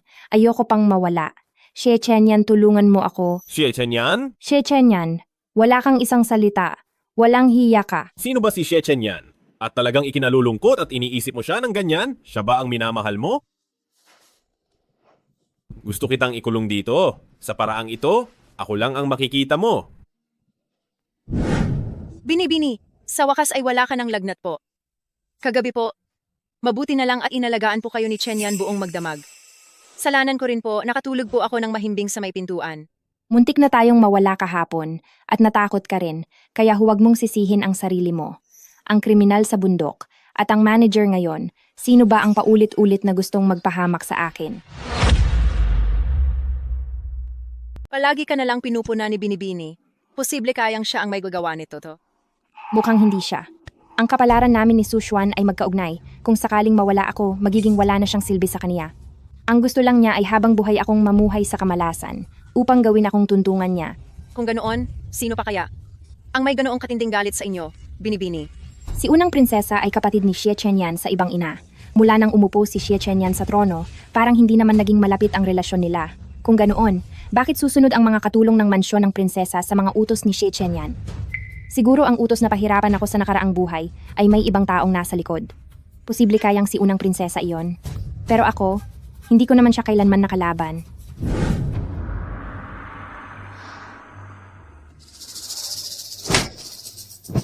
Ang mga mata mo ang pinakahawig niya. Ayan, huwag mo nang tatanggalin ang iyong maskara, samahan mo lang ako habang buhay.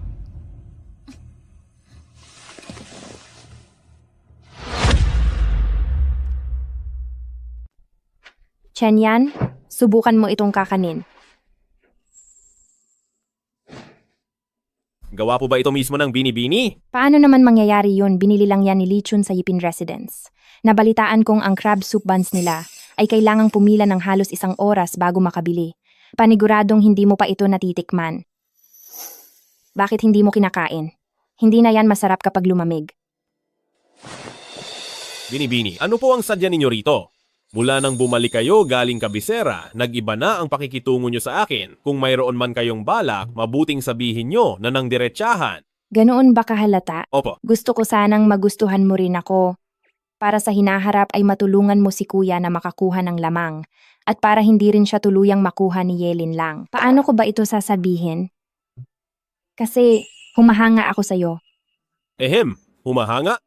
Sa tingin ko ay wala naman akong espesyal na katangian na dapat hangaan ng Binibini. Dahil matikas ka, guwapo, at napakahusay makipaglaban. At lagi mo akong inililigtas sa panganib. Ako.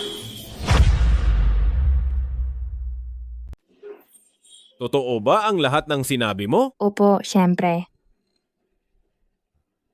Ano iyang nakatago sa loob ng damit mo? Bakit ang tigas? Ang ganda naman ng ukit na kahoy na ito. Ang itsura at porma nito, bakit parang pamilyar? Ikaw yan. Palihim mo ba akong pinagmamasdan? Chenyan, matagal mo na ba akong gusto? Chenyan? Siya Chenyan. Ginagawa mo lang ba akong kapalit niya? Kung gusto niya talaga ako, mas magiging madali sana ang lahat. Chenyan.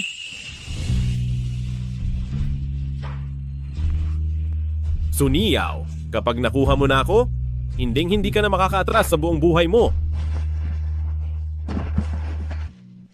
Sabi ko na nga ba, walang makakatakas sa ganda ko. Shit yan. Pareho nating ginusto ang isa't isa. At sa buong buhay nating ito, sisiguraduhin kong susunod ka sa akin.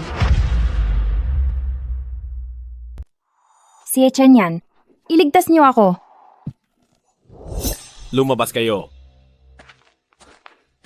Mahal na prinsipe. Mahal na prinsipe? Mahal na prinsipe, kilala niyo po ba ang bagay na ito?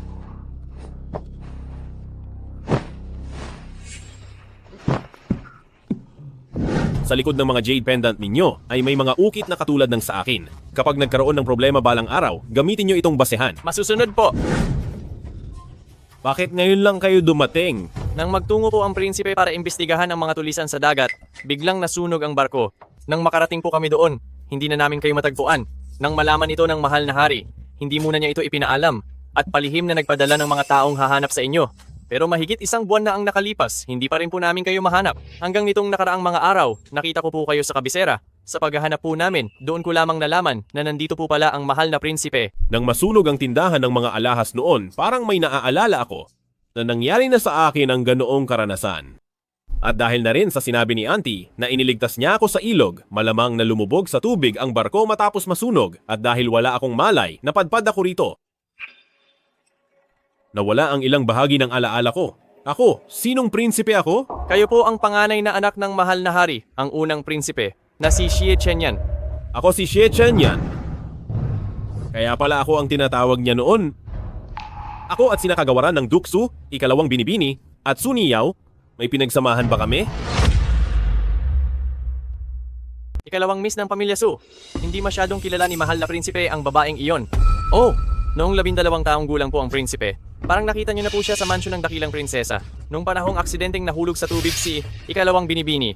Nagkataong dumadaan kayo, kaya akala niya ay kayo ang nagtulak sa kaniya. Parang matapos siyang masagip, sinampal pa po kayo. Mukhang gagawin nga niya iyon. Pero kung dahil lang doon ay gusto niya akong tapusin. Masyadong maikli ang pasensya ng munting paboreal na iyan. Mahal na prinsipe, naaalala niyo pa po ba ang nangyari noong magkasunog? Ang natatandaan ko lang ay naipit ako roon. Malamang ay nasugatan ako at nawalan ng malay. Kamusta ang investigasyon ko tungkol sa mga pirata? Tapos niyo na po itong imbestigahan noon.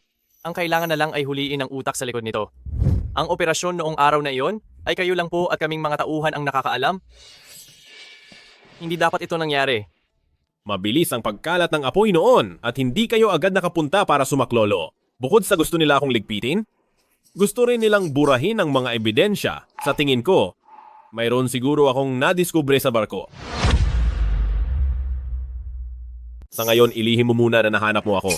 Mag-imbestiga ka. Kung may natira pa bang buhay sa mga tulisan sa tubig? Masusunod po. Habang hindi pa kilala ang taong nasa likod nito, natatakot akong baka manganib pati ang buhay niya. Magsalita ka, sinong nag-utos sa iyo?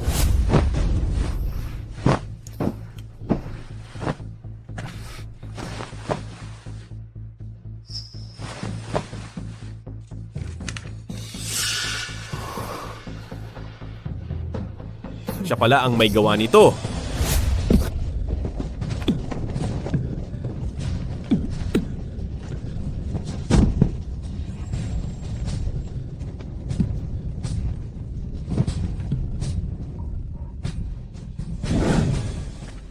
Yang Master Chen, muli tayong nagkita. Naisip ko na ang isang talentadong tulad mo ay nasasayang lang dito, kaya naman nakakahinayang talaga. Kaya pinuntahan kita, para isama ka pabalik ng Kapitolyo. Babalik ng Kapitolyo? Tama, ang lolo ko ay ang napakatanyag na si General Ye. Sumama ka sa akin, magsimula ka bilang isang batang opisyal, sisiguraduhin kong magiging level 5 na general ka sa loob ng 3 taon.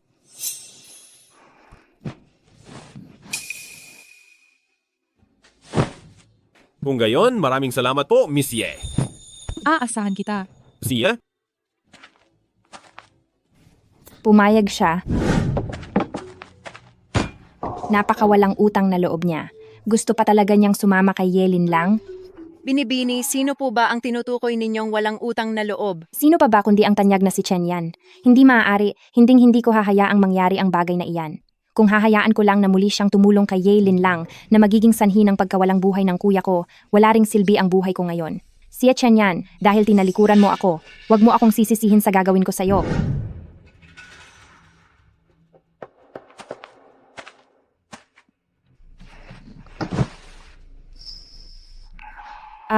Ang sakit.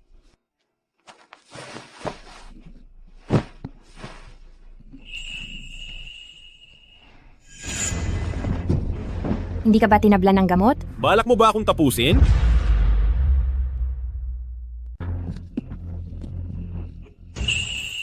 Oo. Sino ba kasing may sabi na huwag kang makinig sa akin at ipilit na makisama sa Yaelin lang na iyon? Dahil lang ba sa gusto ko siyang samahan pabalik ng Kapitolyo? Kaya gusto mo na akong tapusin? Eksakto. Bakit? At nagagawa mo pang itanong kung bakit. Kahit ano pa ang gawin ko, sasama ka pa rin sa kaniya. Kung ganoon, aking mahal na Chen yan, mula sa araw na ito, baliwala na ang 3 buwang kontrata at wala na tayong kinalaman sa isa't isa. Umalis ka na. Ayaw na kitang makita pang muli. Hindi kita kayang saktan o tapusin, pero hindi rin kita kayang pigilan. Ako na lang ang magliligtas kay kuya ng mag-isa. Walang hiyang lalaki. Talagang nakakagigil ka. Matapos mo akong guluhin? Sa tingin mo ba, ay basta-basta na lang tayong magkakawalaan? Mahal na prinsipe, ang bahay na pinapahanap niyo ay nakahanda na at nagtalaga na rin po kami ng ilang daang bantay roon. Kapag nakapasok na ang tao sa loob ng bahay, hinding-hindi na siya makakatakas pa. Kapag nakulong na kita, mananatili ka na sa paningin ko habang buhay.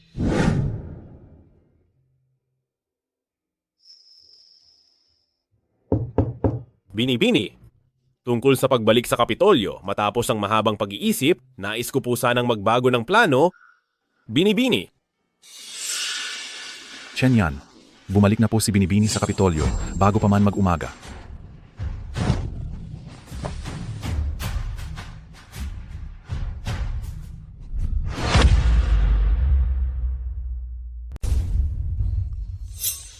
Binibini, halos kalahating araw na po kayong naghihintay sa labas ng mansion ng Shu. Sino po ba ang hinihintay ninyo? Hinihintay ko si Xu Xuanqing. Si General Shu po? Balita ko po ay kakarating lang niya sa Kapitolyo pagkatapos manalo sa giyera. Dapat ay tumatanggap siya ng parangal sa palasyo ngayon. Ganoon na nga, pero uuwi rin naman siya. Matagal kitang hinintay. Sa wakas ay bumalik ka na. Wala pa akong planong magpakasal, Binibini? Mahiya ka naman sa sarili mo. Kuya, anong sinasabi mo? Sino ang tinatawag mong kuya? 18 taon na ang nakararaan. Sabay na nanganak ang aking ina at si Madam Su doon sa probinsya. Pero nang maipanganak ako ay nawala ang aking ina. Dahil sa panganganak, itong kwintas na jade na lang ang natira. Pagkatapos niyon ay kinuha ako at ibinigay kay Madam Su noong nakaraang buwan. Kulang nalaman na hindi pala ako tunay na anak ng pamilyang Su. Kung titignan ng maigi, may pagkakahawig nga kayo ng aking ina. At dahil matapang din ang iyong loob, kagaya ko na nagmana sa ating ama, sigurado akong ikaw nga ang aking ading. Kuya, napakagal kitang hinintay. Ading, noong isinama ako ni ama sa probinsya, wala na roon ang iyong bakas. Akala namin ay wala ka na, hindi ko akalaing buhay ka pa pala. Sige, tara na. Doon na tayo sa bahay mag-usap. Opo. AB.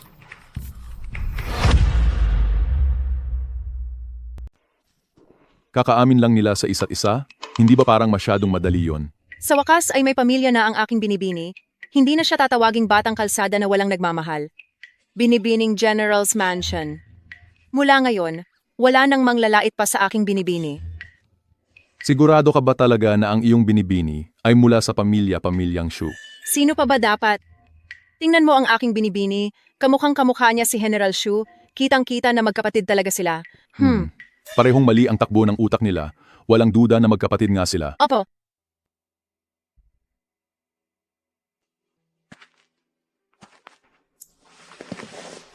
Ano ang dapat kong gawin sa iyo? Ang mga matang ito? Bakit hindi lang sa akin nakatingin? At bakit kailangan mong ngumiti sa iba ng ganyan? Paano kung igawa kita ng isang gintong kulungan? At ikulong kita sa tabi ko. Mula ngayon, ikaw at ako lang ang magkasama. Ayos ba iyon?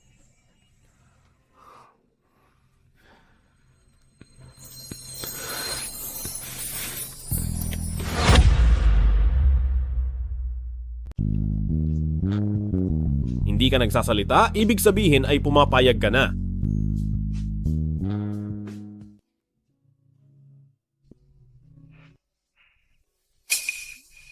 Binibini, kinagat ka ba ng mga lamok? Hindi ito dapat nangyari. Sigurado akong naglagay ako ng mga damong gamot. Napakalalim ng tulog ko kagabi. Pakiramdam ko ay para akong nadaganan ng kung anong masamang espiritu. Binibini, wag po kayong magsabi ng ganyan. Nakakatakot naman po iyan. Bakit ka natatakot?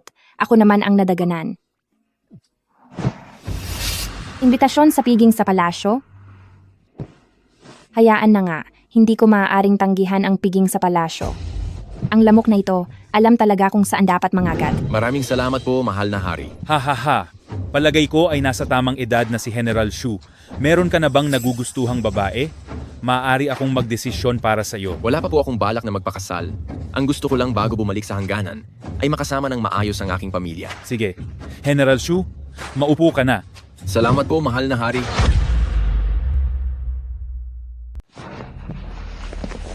Nitong mga nakaraang araw, sa halip na tumaas ang pakiramdam ng tagumpay at aura value, nitong nakaraang 2 araw ay hindi ko alam ang dahilan, ngunit bigla itong nabawasan ng 10 puntos. Kung magpapatuloy ito, paano pa ako magiging pangunahing bida? Sa mga okasyong tulad ng piging sa palasyo, kung mapapahiya ko siya, tiyak na tataas ng husto ang puntos ko laban sa kanya. System, gagamit ako ng 10 puntos ng aura, kapalit ng pagsasalita ni Konsorte Rong, para pagsayawin si Sun Yao. Bawas na ang 10 puntos ng aura. Kapalit ng 10 segundong kontrolado ang oras. Nabalitaan ko na mahusay sumayaw si ikalawang miss ng pamilya Su. Sa piging na ito, ay bakit hindi ka sumayaw ng isang awitin? Sa buong lungsod, sino ba ang hindi nakakaalam na pagdating sa mga sining ay wala akong alam? Bakit biglang nagsalita si Konsorte Rong? Masyado niyo po akong pinupuri, mahal na noble consort. Nag-aral lang po ang inyong lingkod ng kaunting panahon, hindi po ako eksperto. Ang inyong lingkod ay nakahandang tumugtog para kay Ading. Mabuti.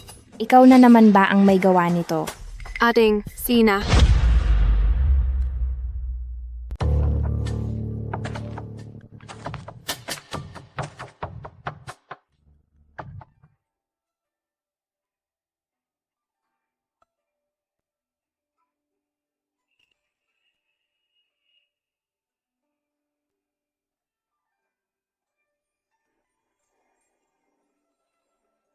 Ha.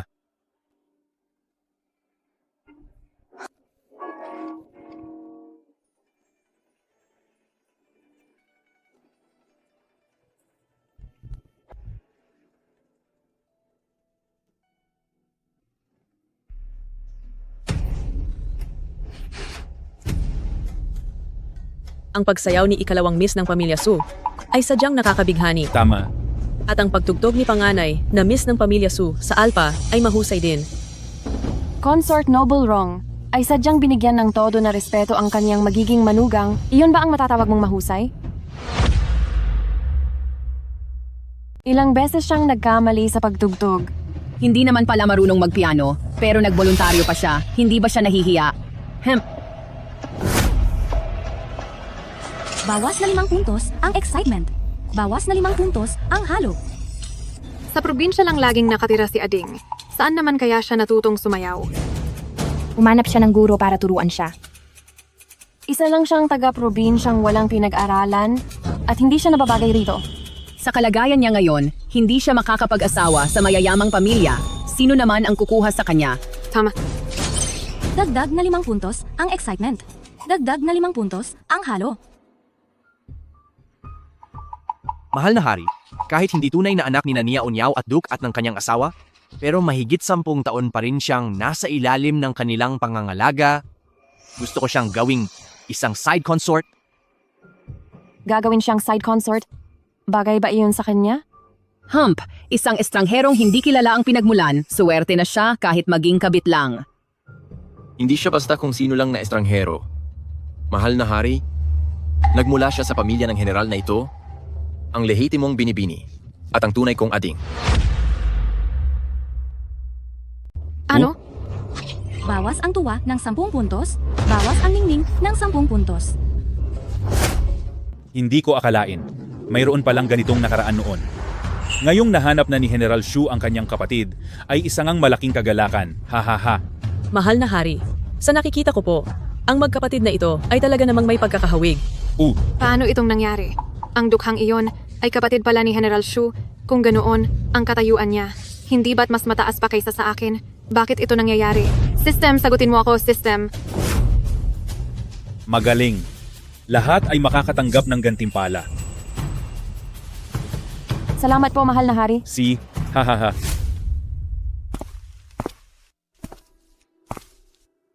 Binigyan na ako ng gantimpala ng hari, sunod-sunod ang swerte ko. Kasabay nito ang kamalasan ng iba, ang ningning ni Sushuan ay sigurado akong tuluyan ng naglaho.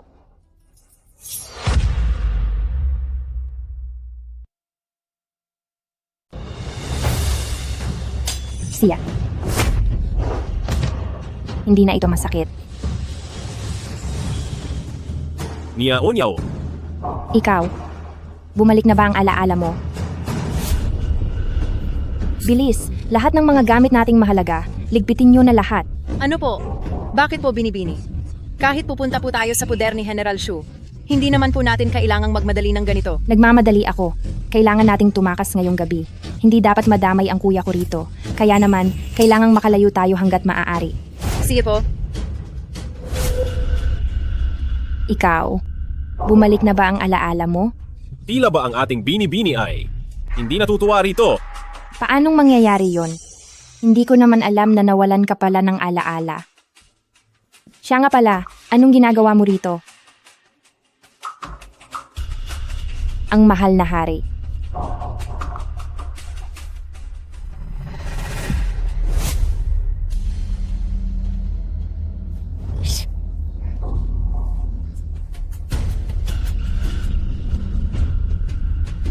Napakalalim na ng gabi, saan naman pupunta si Binibini? Sa kalaliman ng gabi, saan pupunta si Binibini? Medyo napadami ang kain ko, kaya nagpapababa lang ako ng pagkain. Nagkataon ba ito? Hindi ito nagkataon. Nandito talaga ako para hintayin ka. Naku, Sa gitna ng gabi at tayong dalawa lang ang magkasama, parang hindi ito nararapat. Kaya siguro, bumalik na lang tayo sa sarili nating mga bahay.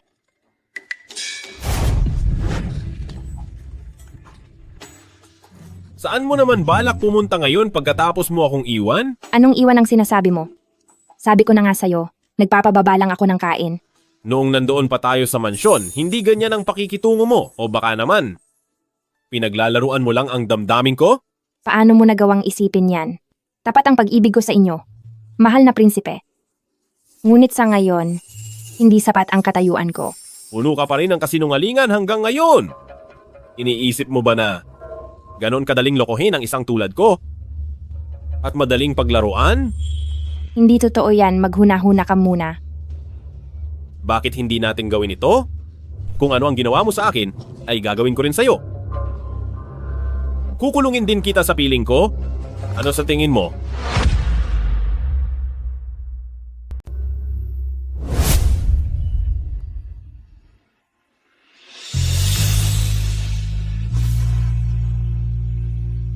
Kung ganoon, mas mabuti pang isugal ko na ang lahat. Tapat ang paghanga ko sa inyo, mahal na prinsipe, at ang langit ang siyang saksi. Inakala mo ba na ako ay muling?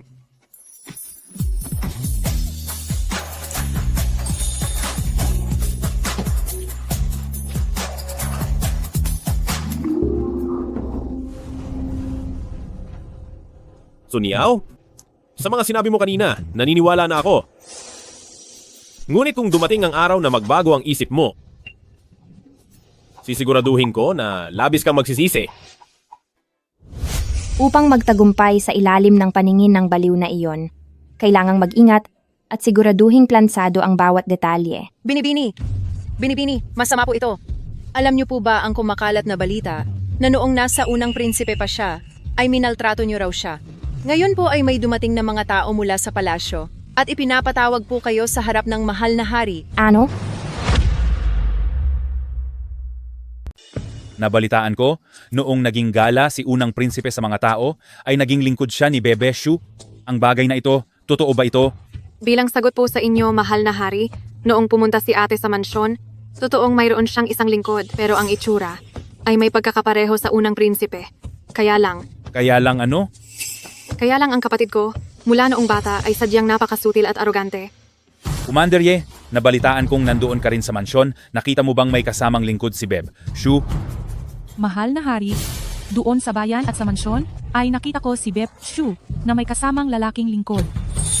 Noong pagkakataong iyon, naisip ko na ang lalaking iyon ay may kakaibang tikas at hindi siya mukhang ordinaryong tao. Pero si Biblap Shu ay naging masama ang pananalita sa akin, pinatigil pa niya ang kanyang lingkod, kaya hindi na lang naituloy.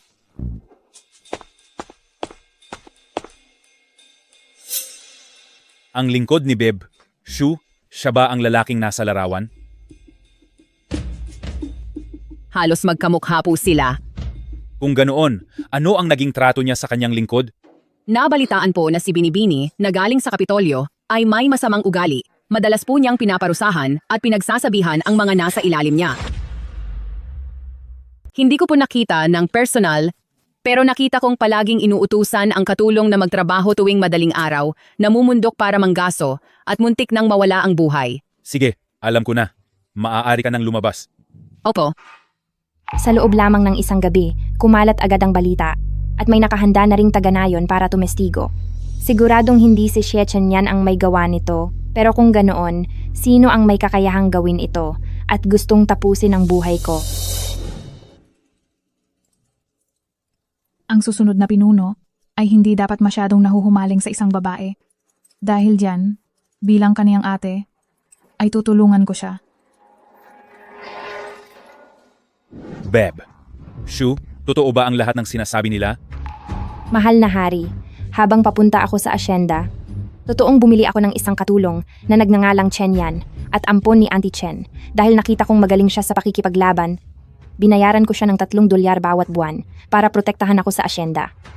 Hindi ko po alam na siya pala si unang prinsipe. Kung ganoon, totoo ring inalila mo siya? Kahit sabihin kong hindi ko sila pinagmalupitan dahil sa mga testimonya ng mga taong ito, siguradong malalagot ako. Patawarin niyo po kami, mahal na hari. Si Ading po ay sanay sa pagiging spoiled at matigas ang ulo. Posible pong hindi niya sinasadyang maparusahan ang mga katulong. Lapas tangan. Points sa kasiyahan, dagdag 20 puntos. Ningning ng aura, dagdag 20 puntos. Mga kawal. Sandali po, ama. Prinsipe, ano ba talaga ang nangyayari dito? Mahal na ama, noong ako po ay palaboy pa lamang, ang tita kong nagligtas sa buhay ko ay nagkasakit ng malubha at kailangan ng dugong ginseng si Bibi. Shu po ang bukas palad na tumulong sa amin at nagbigay ng dugong ginseng. Kung hindi dahil sa kanya, hindi ako makakabalik ng ligtas? Malaki ang utang na loob ko kay Beb, Shu? Kung ganoon, hindi ka ba talaga niya pinagmalupitan? Kailanman ay hindi po. Tungkol sa pang-aabuso ko sa kanya at kahit ang binalak kong pagpapahirap sa kanya, hindi siya nagbanggit ng kahit isang salita. Ha, mabuti, mahusay. Ang munting dalagang ito ni Pamilyang Shu ay tunay ngang mabuti at may magandang loob. Ako ay magbibigay ng malaking pabuya sa kanya. Points sa kasiyahan, bawas 30 puntos, ningning ng aura, bawas 30 puntos. Bakit? Paano nangyari ito? 20 puntos lang ang dagdag, pero noong nabawasan, 30 puntos agad ang nawala.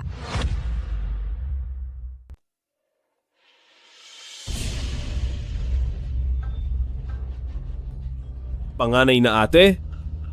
Mula nang bumalik ka, tayong dalawa ay hindi pa nakakapag-usap ng maayos.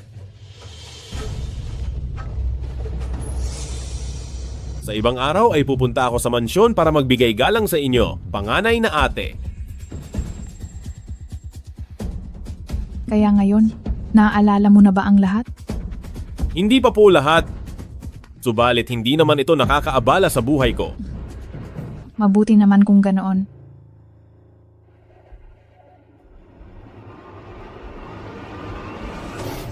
Sa pagmamadali niyang pumasok sa palasyo para magprotekta, mukhang ang taong may apelidong Su sa kanyang puso ay mas importante kaysa sa iniisip ko. Mahal na prinsipe, matagal na po kayong hindi dumadalaw sa akin. Dahil malapit na ang ating kasal, hindi talaga nararapat na magkita tayo dahil baka tayo ay pagtsismisan. Sa susunod, huwag mo na akong padadalhan ng mga tauhan para hanapin ako. Pero nung nagkikita naman tayo, hindi naman tayo ganito noon. Sawa ka na ba kay Schwanner? System, gusto kong gamitin ang aura points para mag-exchange para siguradong si Ikshi Kinglan ay mahumaling sa akin. Host, sa kasalukuyan, 5 puntos na lang ang natitirang aura mo at hindi na sapat ito para makapag-redeem. Sa loob ng 3 araw, kapag wala pang dagdag na halaga, mawawala na sa iyo ang pagiging bida at magiging extra na lang sa eksena. Ano? Bakit ka ba sumisigaw diyan? Paano nga ba ako napaibig noon sa ganyang hitsura? Napakapangkaraniwan lang ng ganda niya, talong-talo pa siya ng mismong katulong niya. Mahal na prinsipe, ako. Huwag kang makipag-usap sa akin. Nang ganyan, wala kang modo. Sa hinaharap, kapag hindi ka nagbago, tingin ko ay hindi ka nakarapat-dapat sa titulo bilang Wang Fei. Ha? Mahal na prinsipe? Mahal na prinsipe. Ito, ano po ang ibig ninyong sabihin?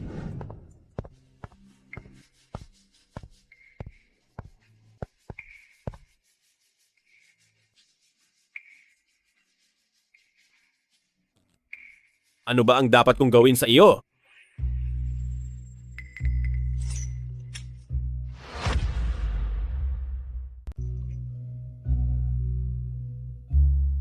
Alam ko na noong nakaraan, ikaw ang nagpalit ng pabango ko at mayroon kang masamang balak sa akin. Nasa sa inyo po ang pagpapasya ni Yao Niao? Bakit parang gustong-gusto pa niya ang nangyayari? Mahal na prinsipe, hindi niyo ba iniisip kung ano ang epekto ng mga ginagawa niyo sa ibang tao? Masyadong maparaan si Yao Niao. Bakit hindi niyo ako turuan? May pinariringgan ba kayo?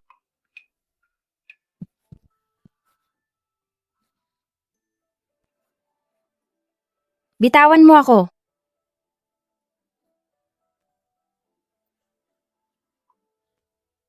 Sinasabi mo ba na noong nasunog ang barko, ay gawa iyon ng mga tauhan ni Eldest Princess? Nahuli ko silang nakikipagkuntsaba sa mga pirata, kaya gusto nilang burahin ang mga ebidensya. Ading, hindi ko pa rin talaga maisip kung ano ang mayroon sa inyo ni Unang Prinsipe.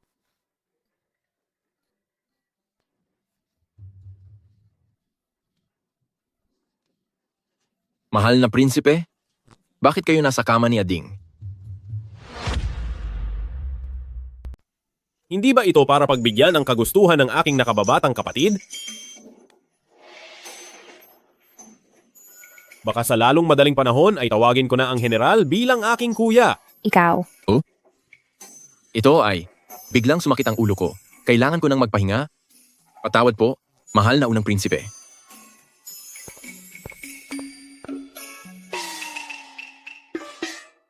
Binibini, para ipagdasal si General Shu, pinili mong maglakad papuntang templo, siguradong pagod na ang katawan mo, di ba? Sasabak na sa digmaan si kuya, gusto ko lang siyang ipagdasal para sa kanyang kaligtasan. Mas taimtim kapag naglalakad.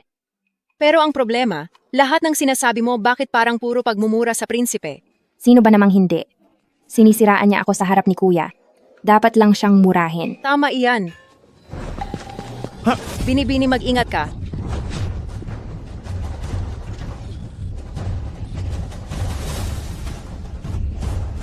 Lihun. Binibini, bilis. Takbo na.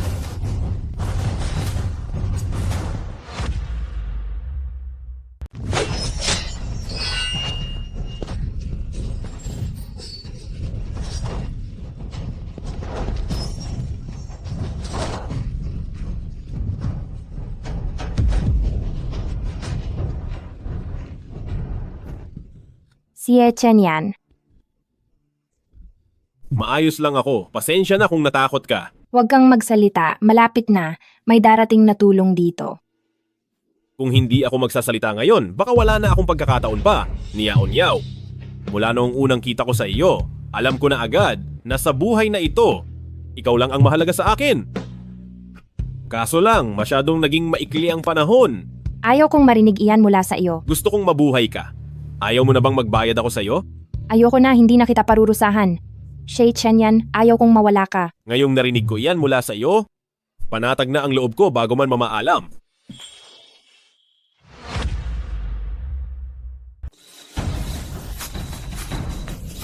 Isa talaga kayong pares ng mga sawi sa pag-ibig. Unang prinsesa, lubhang nasaktan ang unang prinsipe. Bilisan mo at tulungan mo siya. Dahil sa matinding tinamo niyang pinsala, bakit nandyan ka pa rin? Ikaw, Anong sinabi mo? Napakaswerte mo talaga. Nandito ka pa rin hanggang ngayon. Pati si Ayan ay nadamay pa. Kayo po ba ang gustong tumapos sa akin? Bakit po? Gayong wala naman akong naging kasalanan kay prinsesa. Masyadong mahalaga ang turing sa iyo ni Ayan. Dapat kang mawala. Alam ko na noon pa na hindi ka mabuting tao. Iyong mga taong pinadala mo noon para saktan ako, utusan mo rin ba sila? Pati na rin ang nagpahirap sa akin sa nakaraan. At ang mastermind sa paglalason sa akin, ikaw pala lahat iyon. Kung ako nga, may magagawa ka ba? Huli na ang lahat para malaman mo iyan. Kung sakaling wala na ako, isasama kita sa akin.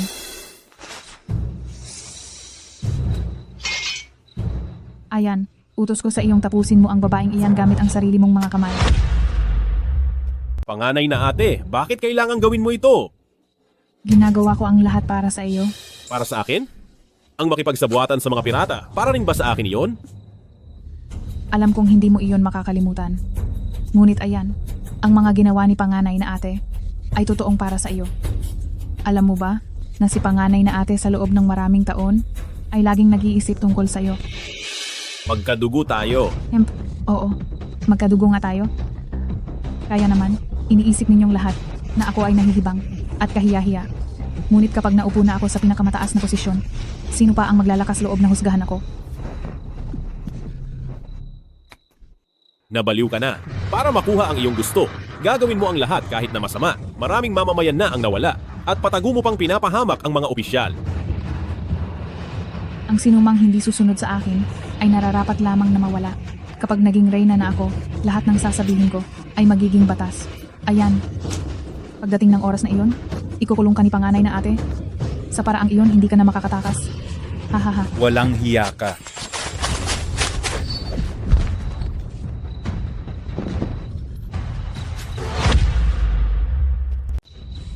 Bilang eldest princess ng aking kaharian, imbis na isipin mo ang ikabubuti ng mga mamamayan, ay nagagawa mo pang hamakin ang buhay ng mga tao at tapusin ang buhay ng mga opisyal ng palasyo. Dahil sa sobrang lupit at kasamaan mong iyan, hindi ka karapat-dapat maging prinsesa. Niloloko mo ba ako? Mga kawal, dakpin siya.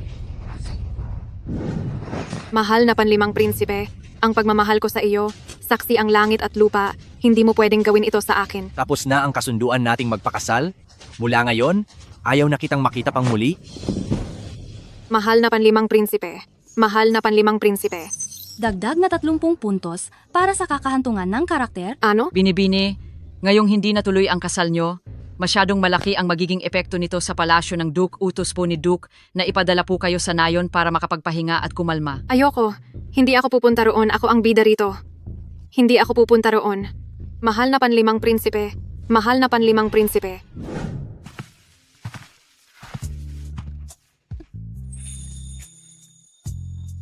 Itinakda ng amang emperador ang kasal natin at tinanggap mo na rin ang mga handog ko, kaya hindi mo na ito mababawi.